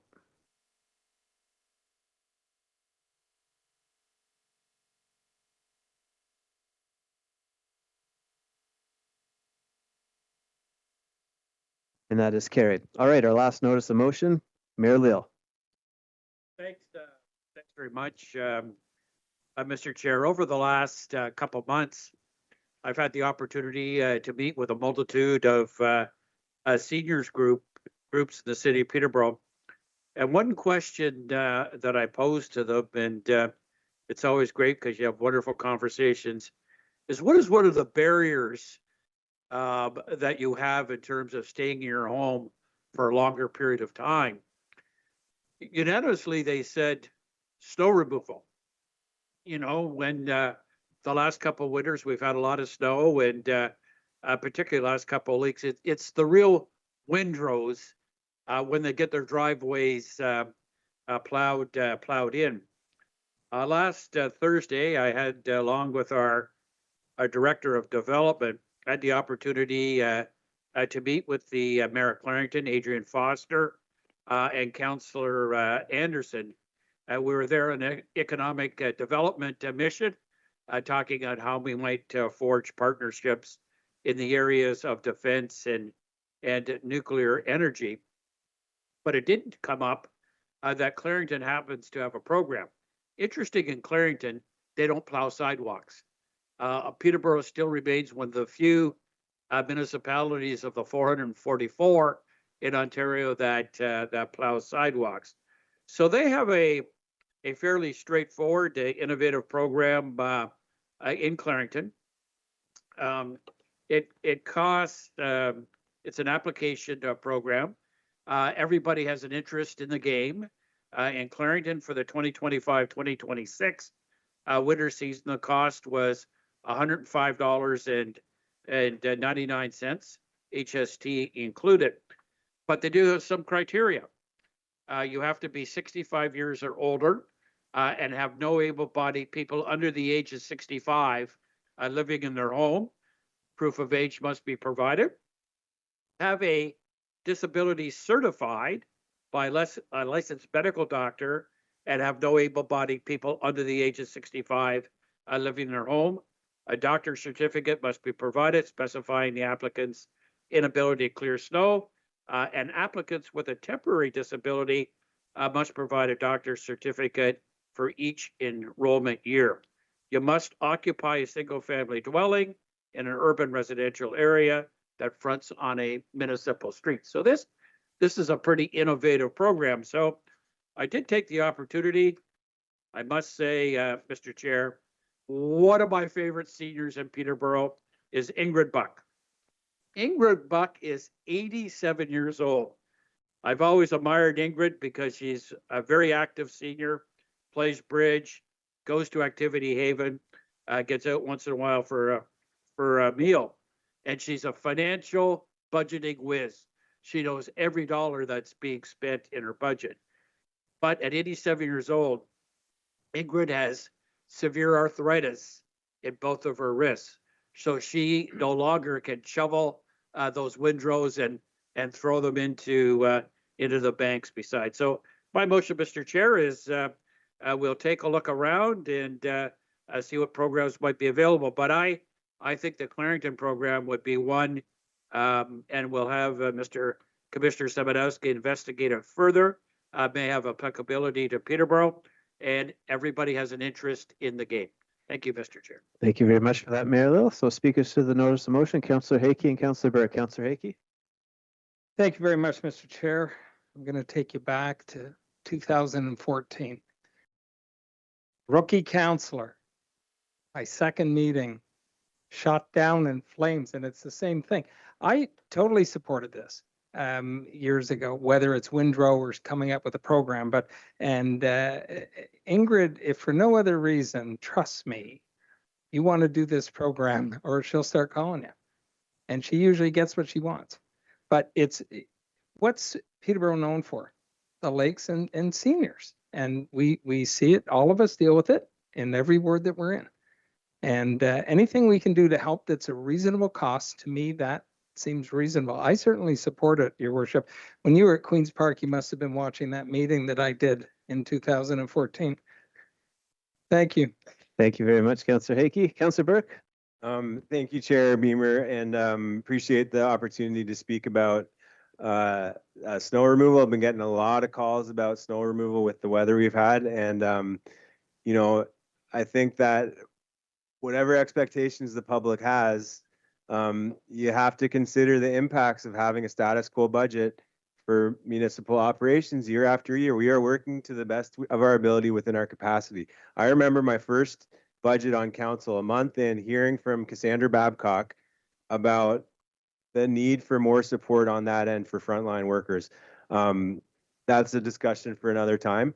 I really want to show my respect to the mayor for moving this motion, because as it was being put in our agenda, I was researching based on the emails I was getting from seniors in my ward about what opportunity, what help is available for them.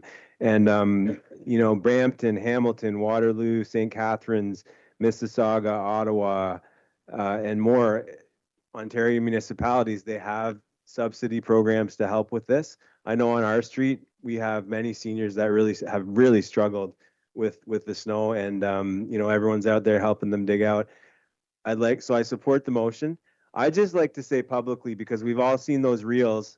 We've all seen those reels with the big chop arm that comes down to just clear that little driveway, little part that bothers everyone so much. And you know, just for the public record, I've heard that for us to implement something like that would be in the ballpark of $15 to $20 million, which is a third of the entire municipal operations budget. And then on top of that, we would need to hire 32 additional employees to operate that machinery. So, you know, if there's public interest for that, that's a conversation for a later date. But I just want everyone to know it's not just like an attachment. It's not just an attachment we can get on Amazon for our machinery. This is a big time investment to get that up and running. But I definitely support this report coming back to us to help subsidize, because especially this winter, because it's been so hard. So thank you, Mayor Leal. I support the motion. Thank you very much, Councillor Burke. Mayor Lill, a second time. Yeah, just to indicate, I did give advance notice to the co-chair, portfolio co-chairs of municipal operation. But, you know, I think we got to remember, Churchill made a famous observation one time that the camo was the result of a government committee trying to design a racehorse. So that's appropriate here. I have this vision of having a Dodge Ram pickup truck, a 1500 or a 2000, a Husqvarna snowblower. They're one of the best built. Two guys with two shovels with a list of seniors. They go to Ingrid Buck's place and just shovel it out. So let's not make this more complicated than what it really needs to be, Mr. Chairman. Thank you very much, Mayor Little. Councillor Vasiliadis. Well, I've got the truck if you've got the snow blower, so we can get that started. Okay. No, I do remember when Councillor Hagee brought this forward, and I think it was one of your famous, 10-1 votes almost. And so, I don't know. Yeah, I don't know what we were thinking back then, but I think it back. It was last term a councillor brought forward a motion to forego snow plowing the sidewalks, and I remember thinking the first thing I thought is seniors. How do you do that, right? And so I'm glad we didn't vote for that either. And I have a mother that has a big lot in the West End on Park Hill and Wallace, and sidewalks all around it. I thought, well, I might be doing some real shoveling if we do that. But when you think of what's paid towards property taxes, you certainly want to, you want to be thoughtful of that. But no, I think this is good. It's compassionate, forward thinking. It's it aligns with the city's commitment to accessibility, age-friendly planning, and community well-being. So I appreciate it being brought forward, and I think it's been a conversation we've all had with our constituents one time or another. So I appreciate you bringing it forward. Thank you. Thank you very much, Councillor Vasiliadis. All right, moved by Mayor Little. We'll take a vote.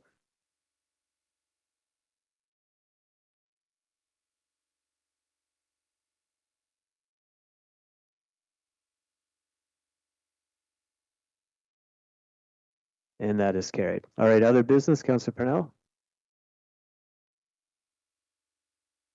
Yes, I have some happy news that I wanted to share. And on behalf of Councillor Baldwin and myself, we wanted to highlight some fantastic work that just happened this week by our colleague, Councillor Duguay, who ran a very successful hockey tournament all by himself. 4 teams, I believe. I'm going to let him tell you the details, but he was able to raise over $8,000 towards the new accessible playground at our zoo. So I'm going to, through you, Mr. Chair, can I hand it over to Councillor Duguay? Thank you, Chair Parnell. 6 teams participated, and as council will appreciate, the Rotary Club of Peterborough has identified the Riverview Park and Zoo as our next legacy project, and focusing on the accessible play structure. But not only that, as we spoke about older adults, there's a series of paths on the zoo that are not accessible. So if it's a grandparent bringing their grandchild, they still can't get to the various structures. So it's the paths of travel. While I have the opportunity, I think it's important that I would acknowledge Kelly Elliott of our Community Services Department, who helped me being very flexible in scheduling. And there was the Kinsman Arena staff that day were great to deal with. It was a successful undertaking, and I'm hoping we certainly have plans already to have an event next year, roughly the same time. So thank you, Councillor Parnell, Councillor Baldwin. Thank you very much, Councillor Parnell and Duguay. Great job. Other business, Councillor Burke. Yeah, just very quickly, Chair Beamer, despite having my cell phone get taken away tonight, I'm celebrating my 44th birthday today, and I couldn't think of a better place to do it than around this table. So thank you very much. Thank you very much. Motion to adjourn, Councillor Burke. We'll take a vote.